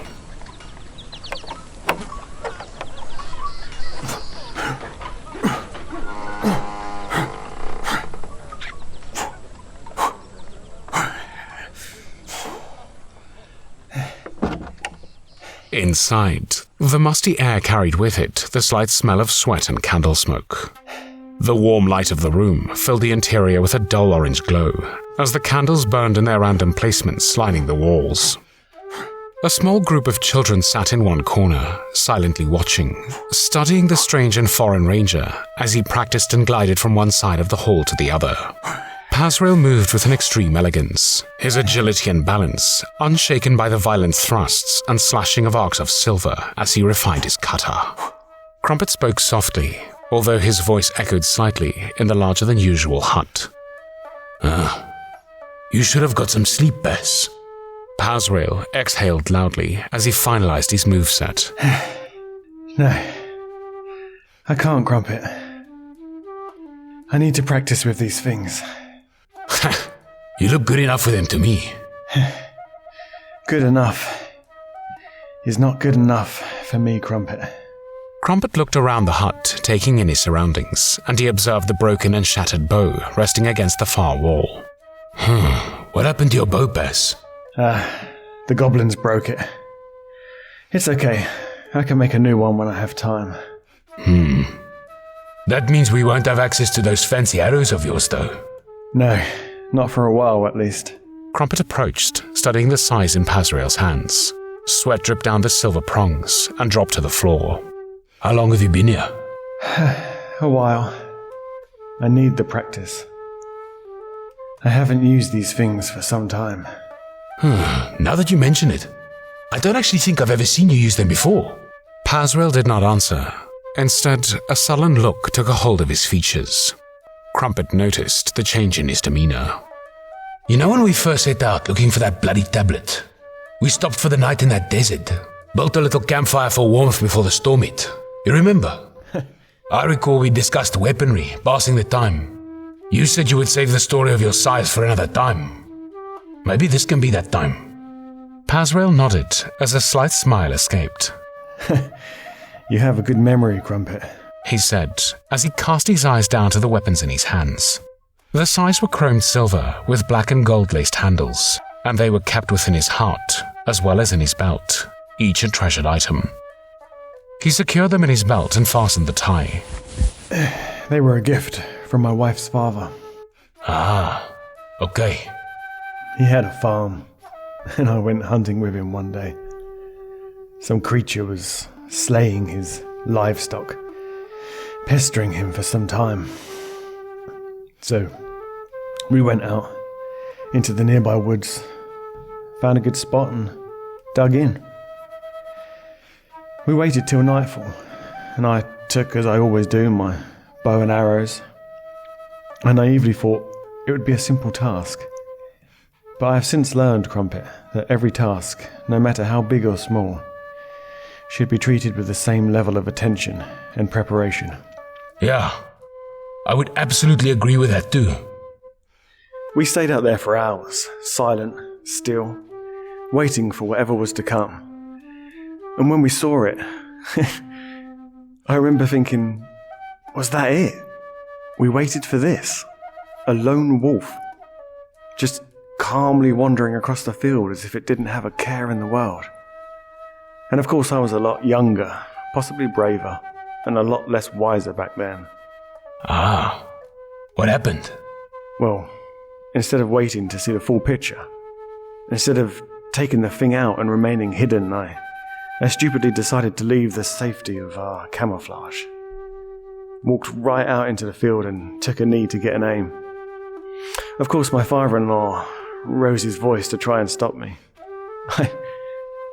I don't blame him as much as he didn't blame me, but we both knew I had been the one to act foolishly. The wolf turned, caught sight of me. I got that one, but when I turned back, well, that's when I saw the rest of them. The pack had waited behind, waited for the all clear from their scout. Clever animals, wolves. They rushed me, and I was not experienced with my bow as I am now. I managed a few, but the bow was quickly incapacitated. They clawed at the string, rendering it useless, and I had no other means of defending myself. Fortunately for me, my father-in-law did. Wow. That's a lesson right there, Baz. Yeah. He even had the decency to tell me off on the way back, before explaining our bloodied states to the women in our lives. Well, he didn't lecture me, but he certainly taught me a lesson. He never told my wife the real story either. So, later that night he gifted me these sais. He said it was simply a present passed down to his daughter's husband, but we both knew the true meaning. And they have never left my side since that day. Huh. That's some story, Bess. Pazrael collected the broken bow and patted Krumpet on the shoulder. Yeah. Come on, Krumpet. Let's head back. Yeah. Okay, Mapru, said Krumpet as he turned to leave. Hey, I've been meaning to ask you something. Oh yeah? And what's that? You know those cloaks we got from the priest for Baator?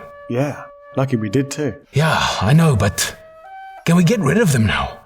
It's bloody heavy lugging that thing around, you know. Yeah, that's a good idea, but what if we need them again?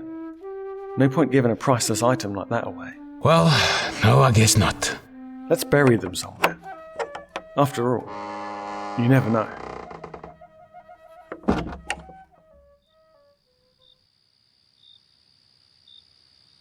As the sun settled below the land and the full moon rose from its slumber, the cool, still air of the night felt as cold as the vacuum of space. And much like the dark depths of outer space, there was a silence that filled the land. The silence of patience, of waiting for the impending doom. The silence of fear as the villagers hid away and prayed to see another day. The silence of anxiety as lookouts pierced the darkness with their eyes, scanning the fields and shadows, moving between the trees. On the edges of the village now, fire pits had been erected on all corners for vision and forewarning. But those fires were a sure giveaway of where not to tread. The lone goblin runner had descended the mountain in record time, and was now patiently waiting in the darkness, studying the village's patrol routes. He had seen enough, and as the opportune moment arrived, he decided to make his move. Silently, he made his way across the field, using the natural cover of trees, bushes, and slight depressions in the land to mask his movement. Stealthily he approached, and cautiously he entered the village, gliding in between the huts and sticking close to their wooden walls until he had gained a suitable vantage point, one that told him all he needed to know. The Oni had asked him to investigate the fate of their last goblin gathering, and now the answer was right before him, a pile of dead goblin bodies, stacked high and ready to be burned. An anger filled his little heart, and he immediately turned to retreat back up the mountain to the safety of the cave.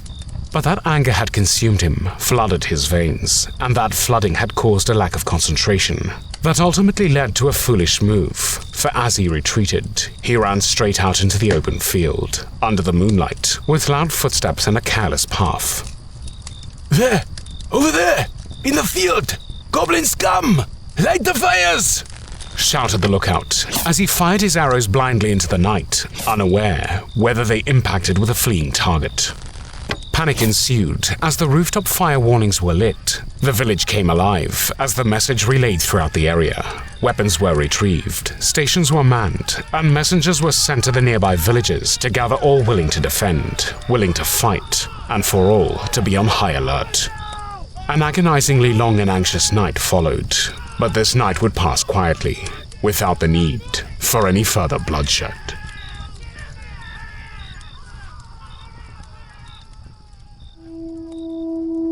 "8 months ago, on the cold and windswept north face of the mountain, a large gathering of goblins descended upon the nearby river that lazily snaked its way through the land and around the base of the great Cenozokai. Where they had come from was a mystery. Their ultimate destination was not known, but their fate was sealed when they had first spotted an unsuspecting creature resting by the riverside and foolishly deciding to launch a surprise attack on their victim. The Oni was in a somber mood, for his son was in a sorry state and his mind was pondering on the past. On that terrible night, after several hours of searching, he had found the battered and bloodied body of the half-Oni laying in a field. He had first taken his son back to their cave and tended him as best he could. But his son had not regained consciousness, and instead he simply lay in a comatose state. Once settled into some form of routine, the Oni went back to the scene of the crime. There was nothing much to tell of what had happened that day, but partial footprints had somehow survived the weather, and fortunately, they were still visible. Slowly, he had followed the tracks back through the open fields to a nearby village. Anger and fury filled his heart, but vengeance would have to wait. For now, his son needed him, and the Oni needed to gather the ingredients for his herbal remedies.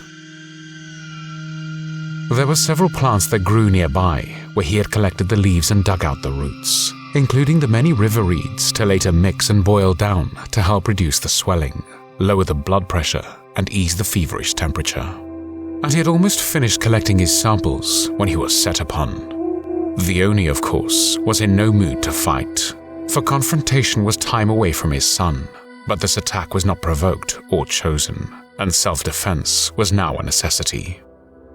The goblins may have been naively stupid or possibly overconfident given their large number, but either way, they had grossly misjudged their target. For the Oni rose to tower above them all, and promptly he made little work in destroying the gathering's assault, their confidence, and their pride.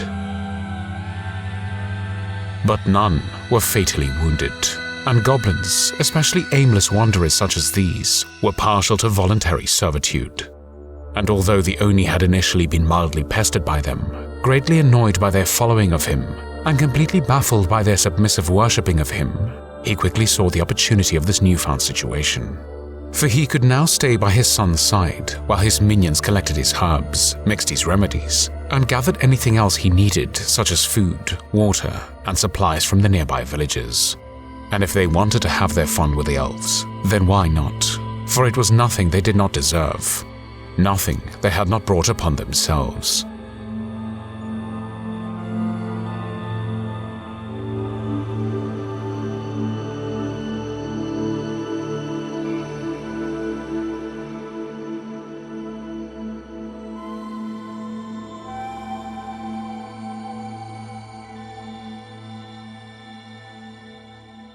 As dawn broke over the green lands of Pajna, it exposed a low and heavy layer of mist that enveloped the unsuspecting village of Baator.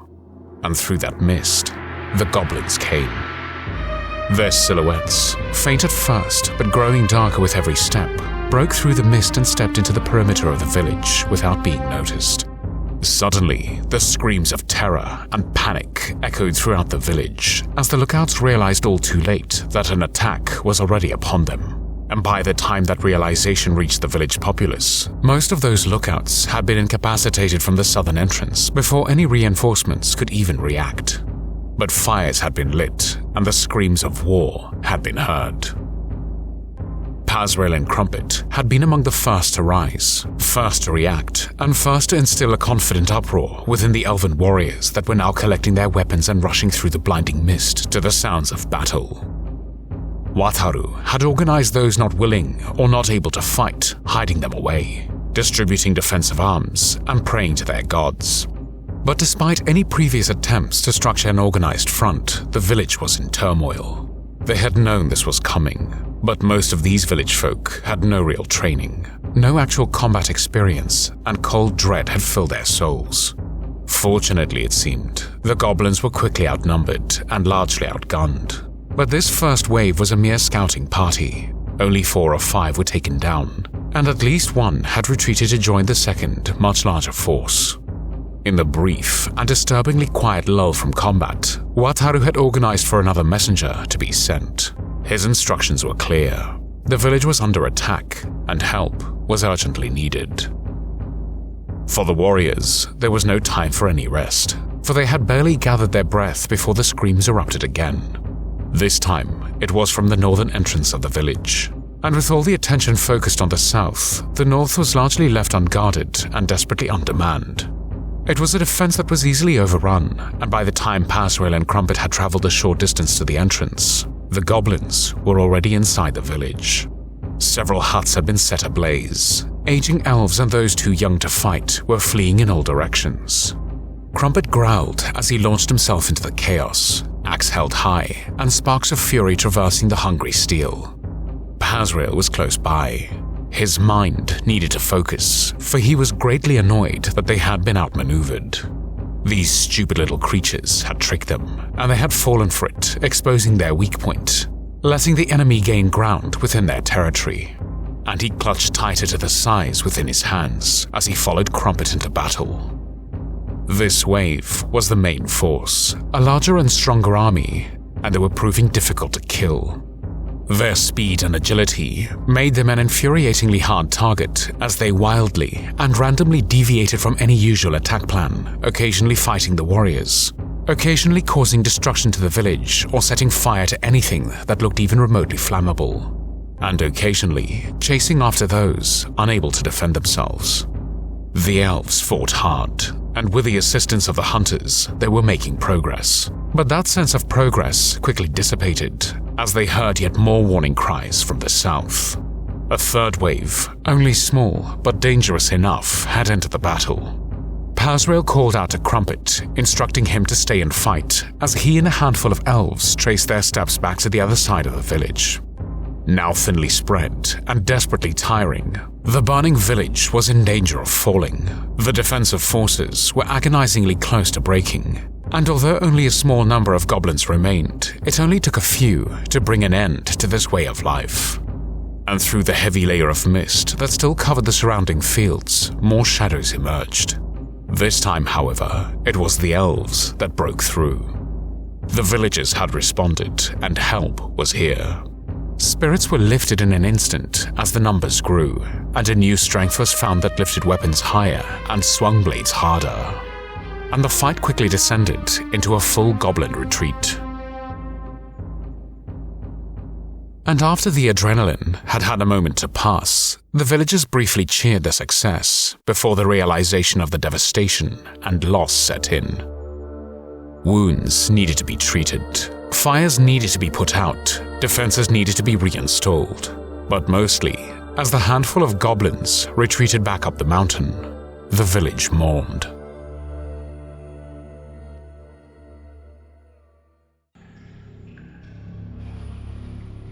In the dark recesses of the high mountain cave, a heavy wind blew and swirled around the jagged entrance. Inside the cold stone walls, the fire did little to warm their abode, but it did at least provide some warmth to the comatose half-Oni who lay within meters of the flames. The pensive Oni loomed over his son. Thoughts circled within his mind, mostly stemmed from his emotions, and his emotions were filled with an incredible sadness. But sadness leads to anger, and anger leads to violence. Thoughts of that day. What had his son been thinking, disobeying him like that? And now look what had happened. He had paid the price. What had he been doing? Did he provoke an attack? Knowing his son, he knew that this would not be the case. But why did they attack him? Why did they have to bring this sorrow and pain to a stranger? Deep down, he knew the answers to these questions. They were the same reasons he had been wandering his whole life. The same reason they were forced to travel the land without any real destination or safe place to call their home. Life was already unfair, and now it had descended into despair. The Oni did not turn when the goblins arrived, for their little footsteps and panting breath gave them away. But he did lift his head, only slightly, when they somewhat nervously parted the news of their thwarted attack on the village's subsequent defense. A heavy sigh left the Oni's lips as he rose to his feet. The goblins cowered and backed away, but the Oni merely instructed them to divide, for he was in dire need of more medicine for his son, and he desired a brisk walk to clear his thoughts. Half of his dwindling force was to remain within the cave, to protect his son at all costs, and the others would follow him down to the river.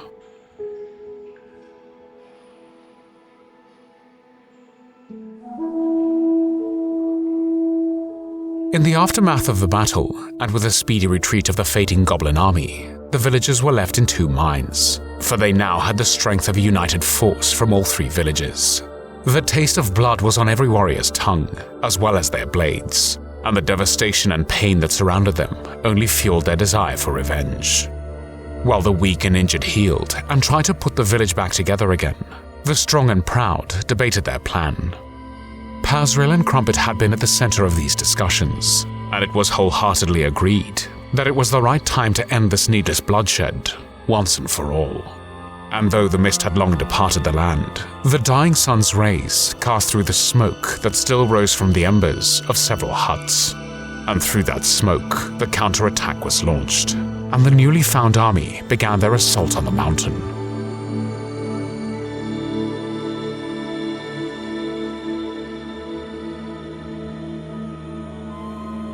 The journey would only take several hours, for adrenaline and anger fueled a faster pace, and soon enough the fields were crossed, and the forest incline was quickly traversed.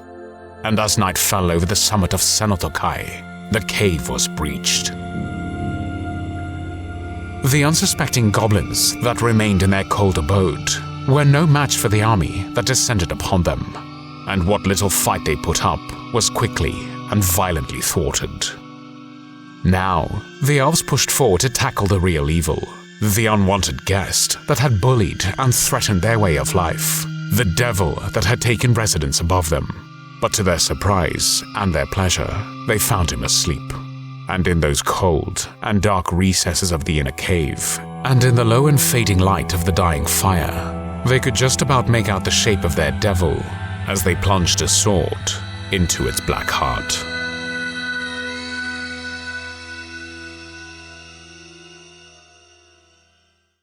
As the triumphant army returned, deep into the night, they were welcomed by the villagers with open arms and roaring gratitude, for their victorious glory was a long time coming, and an instant relief from any feared reprise.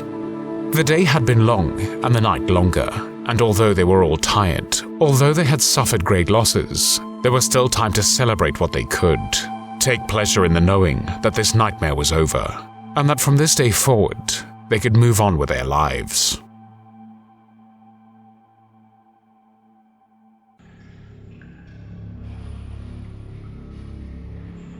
High up on the mountain's summit, a fire was reignited.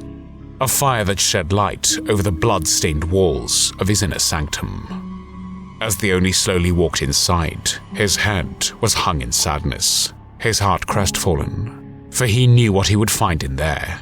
He knew what was left, waiting to be discovered.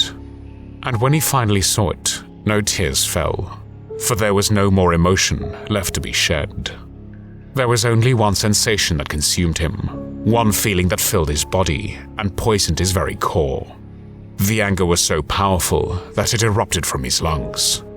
The cry was drowned in the swirling winds that buffeted the summit, but it was a cry that ignited a new fire, a furious fire, filled by hatred and vengeance. One that would descend this mountain and burn every living thing to the ground. And in its midst, with the flames dancing upon his eyes, he would stand there and watch it burn.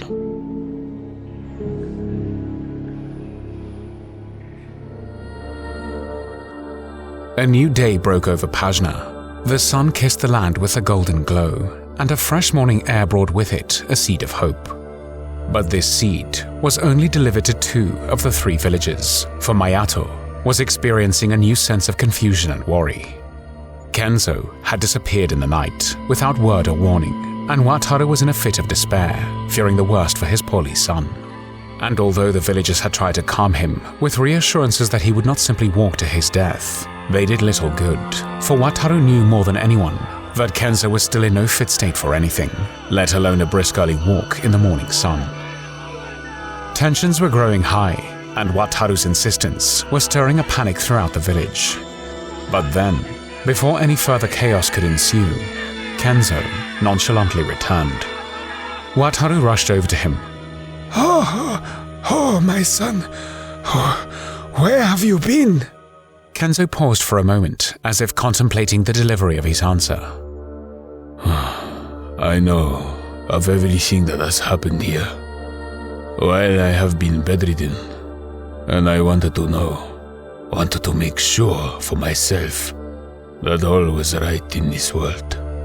Wataru frowned. Kenzo seemed overly calm, not quite himself. Hey, you still need bed rest, my son. What were you thinking? Where did you go? Kenzo turned to face the mountain. His pale skin glowed brighter in the sunlight, sweat covering his brow. I took a walk to see for myself. In the middle of the night? You are still delirious, boy. Kenzo turned to face his father, a stern expression upon his face. No, not anymore. The night offered me cover, and it was needed. What do you mean? They are still up there. I saw them. Heard them. Krumpet now stepped forward. Nah, bro, you're wrong. We wiped them all out. And that bastard only thing too. But Kenzo shook his head. I saw them. Now, Pazrael interjected. He held a look of concern for this news, but he feared that it was all in Kenzo's mind. What did you see, Kenzo? Are you sure it was not your mind playing tricks on you? I know what I saw, Pazrael. I know what I heard. I saw the fire from the cave, said Kenzo, his voice growing stronger, his body beginning to shake with agitation. They are still up there, I am telling you. We need to go back up there. Okay, my bro. Look, you're not going anywhere, said Krumpet, looking for support. Yeah, we'll look into it, Kenzo. I promise. Kenzo calmed, catching his breath, as the sweat continued to pour. Wataru, get this man back to bed. He still needs to rest. Yeah, don't worry about it, Kenzo, eh? Me and Paz will take a look for you, okay? And with Wataru taking his arm and nudging him in the right direction, Kenzo reluctantly agreed, but only after offering an ominous, final word of warning. I tell the truth. Be careful up there. They are still hiding in the shadows. And as Kenzo was slowly walked back to his hut, Krumpet turned to face Pazrael. Wow, that guy's still off his rockers, eh? He said, shaking his head in disbelief. Possibly, but we owe it to him to check. Otherwise, he'll set a new wave of fear through this village. Yeah, I guess so. When shall we go then? I'm getting a sense of déjà vu, Krumpet. Huh? Why is that then? Never mind. Come on, let's go. Once again, the climb to the mountain was picturesque, as peaceful and serene vistas greeted them in every direction. The beauty of this land seemed unparalleled. The low-hanging trees, the vivid cherry blossoms, the long grass gently blowing and swaying around the deep green bamboo forest. The elegant bridge that crossed over the smoky river as it lazily cascaded toward the ocean. How could such violence and horror descend upon such a land? But as they neared the summit, as they navigated their way through the dense forest, they began to feel a sense of unease. Eyes were upon them again. Twigs were snapping and leaves were rustling in the distance behind the trees, lurking in the shadows. Do you think we left any of them, Paz? Maybe he was right. Maybe we didn't get them all. Impossible to say, Krumpet. Felt like we did, but I guess we're about to find out. In the shadows, scornful eyes did indeed follow them, but strangely, they did not attack. They merely followed. Finally, the hunters reached the entrance to the cave and were greeted by the signs of death. Blood had been spilt, bodies had been slain, and the fly-covered evidence was there to be seen, untouched since they themselves had caused it. Krumpet stepped over a goblin body. Looks the same to me, Bess. Just keep an eye out, said Pazrael, and exposed his size as he stepped into the darkness of the smoke-filled cave. The smoke hung in the air and penetrated their lungs, but it took away the stench of death that clung to the area. The embers of the fire were still warm, but any light had died out long ago. And it was here, as they were now fully inside the cave, that a few remaining goblins sprung their ambush. Krumpet heard the sounds, his senses spilling over. Danger was present, and he turned to see them arrive. Shit! Look out, Bess! Pazrael instinctively ducked and spun around as three goblins entered the darkness and swirled the smoke that lingered near the entrance. He launched forward with a size outreached and was surprised to see Krumpet's axe following his path mid-air. The axe twirled and cut through the smoke before impaling itself into the far goblin's chest as Pazrael's size punctured the green flesh of one and then slashed the larynx of another. And as quickly as they had arrived, all 3 goblins had been incapacitated with the swift and precise actions of 2, now significantly more experienced warriors. Where the bloody hell did they come from? Said Krumpet, retrieving his axe from the deceased goblin's chest with a sickening squelch. They were out there all along, waiting for us, watching us. So Kenzo was right after all, eh? Yeah. Fucking hell. I guess it was the last of a loyal force.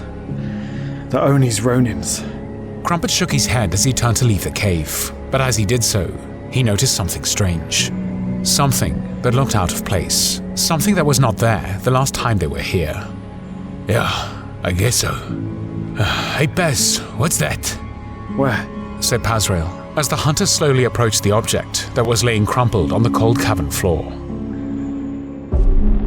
In the quiet of his hut, Kenzo sat, surrounded by candles, cross-legged, meditating. He was silent, still. A bead of sweat traversed his forehead before finally falling, and he watched as the droplet impacted the ground and splashed into nothingness. It was time. Slowly, he rose to his feet, and calmly he collected a sword that was not his own, as he walked out of his abode and stood patiently on the dusty ground before the central hut at the center of the village. He took one deep breath before calling out for his father. Wataru! Wataru sat before a luxurious go-board. The black and white stones that sat upon it had formed the foundations of a long and interesting battle for territory upon the dark wooden board. He had been waiting for his friend and now opponent to make his move when he heard the calls that he instantly knew to be that of his son. He rose quickly, knocking the stones out of position, and rushed outside to greet his son in the open. Kenzo, what are you doing? Kenzo reached out his arms. Come to me, father. By this time, most of the village had responded to the commotion, leaving their huts and breaking from their chores to investigate, and a gathering crowd was forming. Wataru stepped quickly as he traversed the ground to his son, and he now too reached out his arms for embrace. But moments before that embrace took hold, Kenzo lifted his sword and thrust it through Wataru's stomach. Wataru fell forward into the arms of his son, unable to speak, unable to cry. He could only manage a deeply saddened and confused look at his son's eyes as a tear fell from his cheeks and a trickle of blood dropped from his mouth. Kenzo simply stared coldly back at him. Wataru could not ask the question of why his son had done this, but in the moments before he passed, he noticed a strange look in Kenzo's eyes. One that he did not recognize. In the dark recess of the mountain cave, Pazrael and Krumpet approached the strange object. An object that was now very clear to them. It's a body. Yeah. Not goblin, though. Yeah, not an elf either. Pazrael knelt down and placed a hand on the cold shoulder of the deceased before rolling the dead body over. And as the body exposed itself, Pazrael stood and recoiled in shock. What the bloody hell? What's going on here, Pez? I don't know. How can it be? Said Pazrael as the 2 warriors stood in disbelief, staring down at the unmistakable body of their friend, Kenzo. In the village of Baator, the gathering crowd ushered forward, eager to get to the bottom of this confusion. But keen eyes were now beginning to notice the unusually limp body of Wataru, and soon the blood would begin to spread out over the ground. Cries of shock began to erupt as Kenzo removed the bloodied sword from Wataru's torso and let the limp body slump to the ground. Fear and confusion reached a boiling point, and panic began to set in, but this was all swiftly silenced as Kenzo held up his sword and began to roar. Cry, scream, run! It will do you no good. You people have brought this upon yourselves. You are the reason I am here. No screaming, no crying was enough for you to leave my son alone. And now, after all of his suffering, you end his life anyway. And now you will feel the wrath of my vengeance in his name. The crowd looked on as Kenzo heaved. Each and every breath seemed to bulge within his chest as he transformed into something else. And as he spoke, a final few goblins began to emerge from their hiding places within the village and take their place behind their master. You have taken everything from me. I have promised to take everything from you. And now I shall deliver what you people deserve. Now, I will finish this. Within the windswept cave, Pazrael and Krumpet inspected the dead body of Kenzo. Shock and confusion still blurred their minds, but one thing was for sure, this was no trickery. It's definitely him, said Pazrael, but Krumpet had paid no attention, for something had dragged him back to the cave entrance. Shh, listen, Paz, can you hear that? Pazrael stood and walked back to his friend. What is it, Krumpet? I think it's screaming. The hunters approached the entrance of the cave and stood side by side as the sounds of screams caught the wind, ascended the mountain, and filled their ears with dread. And as they stared down, their eyes were equally assaulted as they witnessed the smoke that was beginning to billow from the distant yonder. The village. It's coming from the village, bro. The hunters were coming, descending the mountain as fast as they possibly could. But down below, in the heart of the village, the Oni had transformed back into his true form, and the physical memory of Kenzo was gone forever. And as he released his war cry, and with the village beginning to burn around him, the Oni swept through the crowd with the destructive force of a tsunami.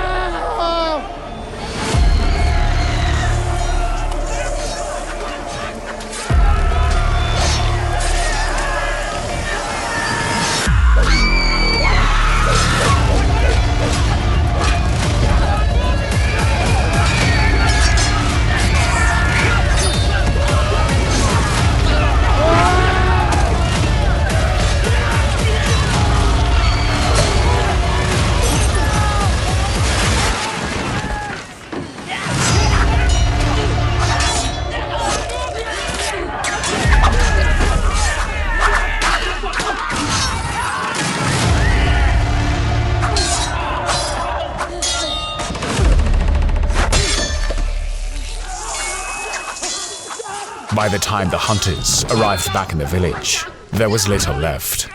The fight continued still, as the other villagers had joined, but they had never faced an enemy with the power and rage of this hate-fueled beast. The Oni had slain indiscriminately, and the littered bodies covered the land between the burnt and burning remnants of the huts. Smoke filled the sky and covered the area in a dull and gloomy mist of despair. Evil had scorched this land, and the ultimate price was paid. Oh, bloody good. What the hell, bro? Said Krumpet, his eyes scanning the desolate village in shock. Pazrael pointed through the smoke as he saw the towering silhouette of the Oni. There he is. And the hunters rushed towards the final battle. The last few elven warriors were spread thin, attacking and retreating in coordinated attempts, but they were achieving little. The Oni was covered in blood, some his, but mostly others. His face was void of any emotion. His eyes seemed dead inside, despite the fire that reflected upon them and burned from within. And with all the goblins dead or dying, the hunters joined as the remaining elves were swiftly relinquished of their last breath. The Oni turned to face them.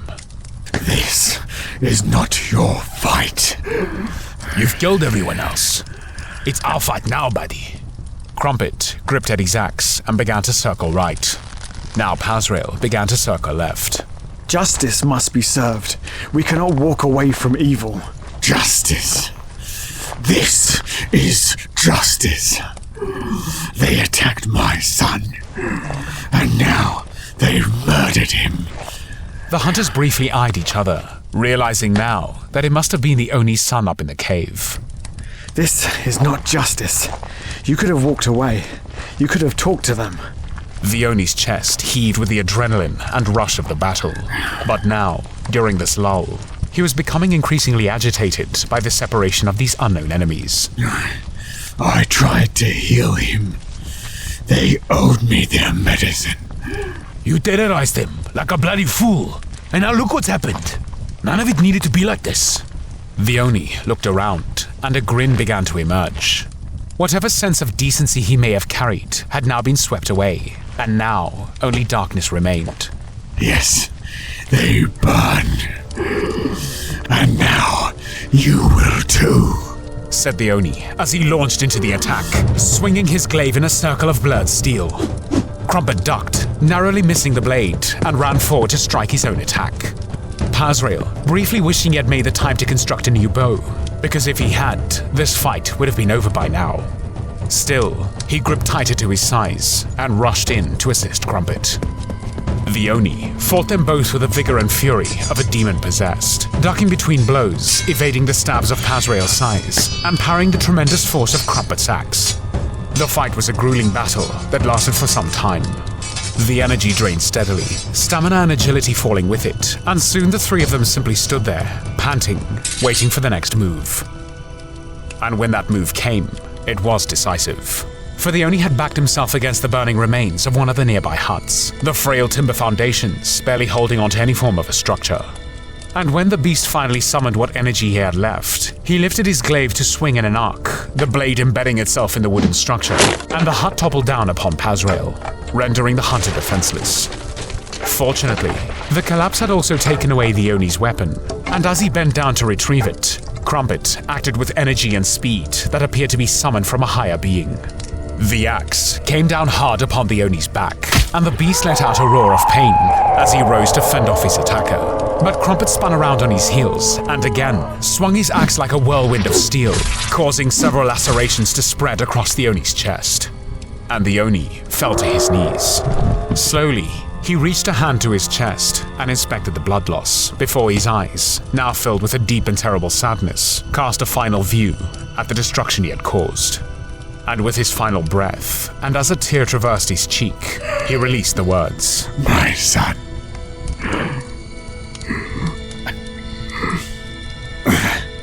There is no innocence here. Krumpet let the Oni fall to the floor before releasing the grip upon his axe. The Oni's final words made the victory seem hollow, and instantly lay heavily upon Krumpet's heart. Krumpet! Oh shit! Sorry, Bess! I can't move it. It's too heavy. Krumpet dropped his axe and rushed over to his friend. The wooden structure had pinned Pazrael down, and he could not lift it standing up. Hold on, Bess! I got this!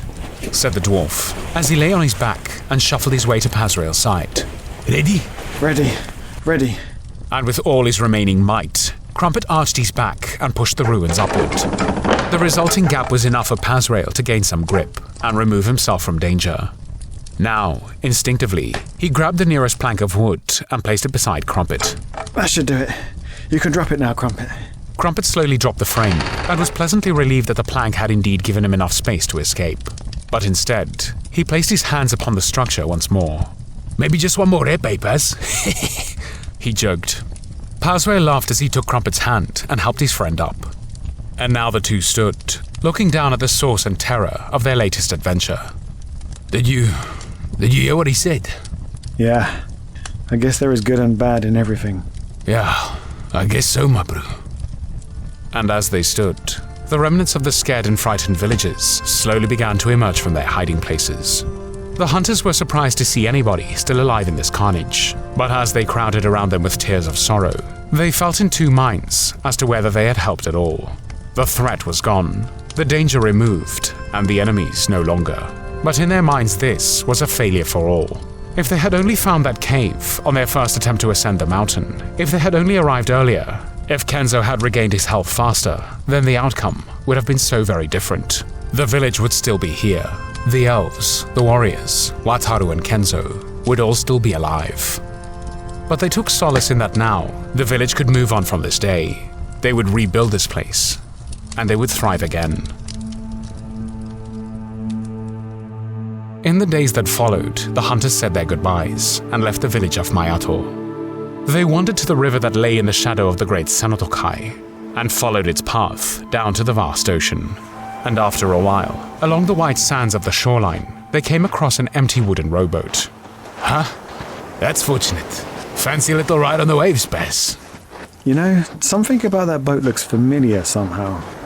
The empty rowboat seemed to steer itself as it washed up on the sand, and gently beached itself. And as it did so, a puff of dust fell through the air.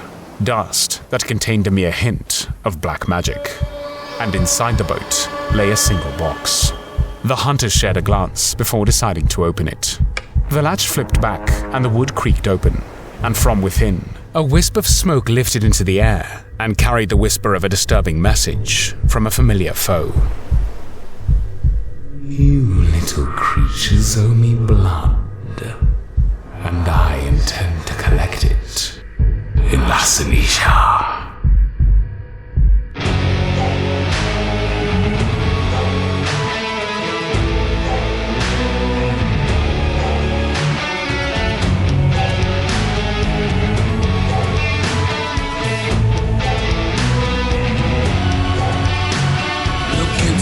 And you will see two adventurers with a destiny. Their blades are sharp, their aim is true. Facing danger, not a gun for you. Multi-state adventure, blood,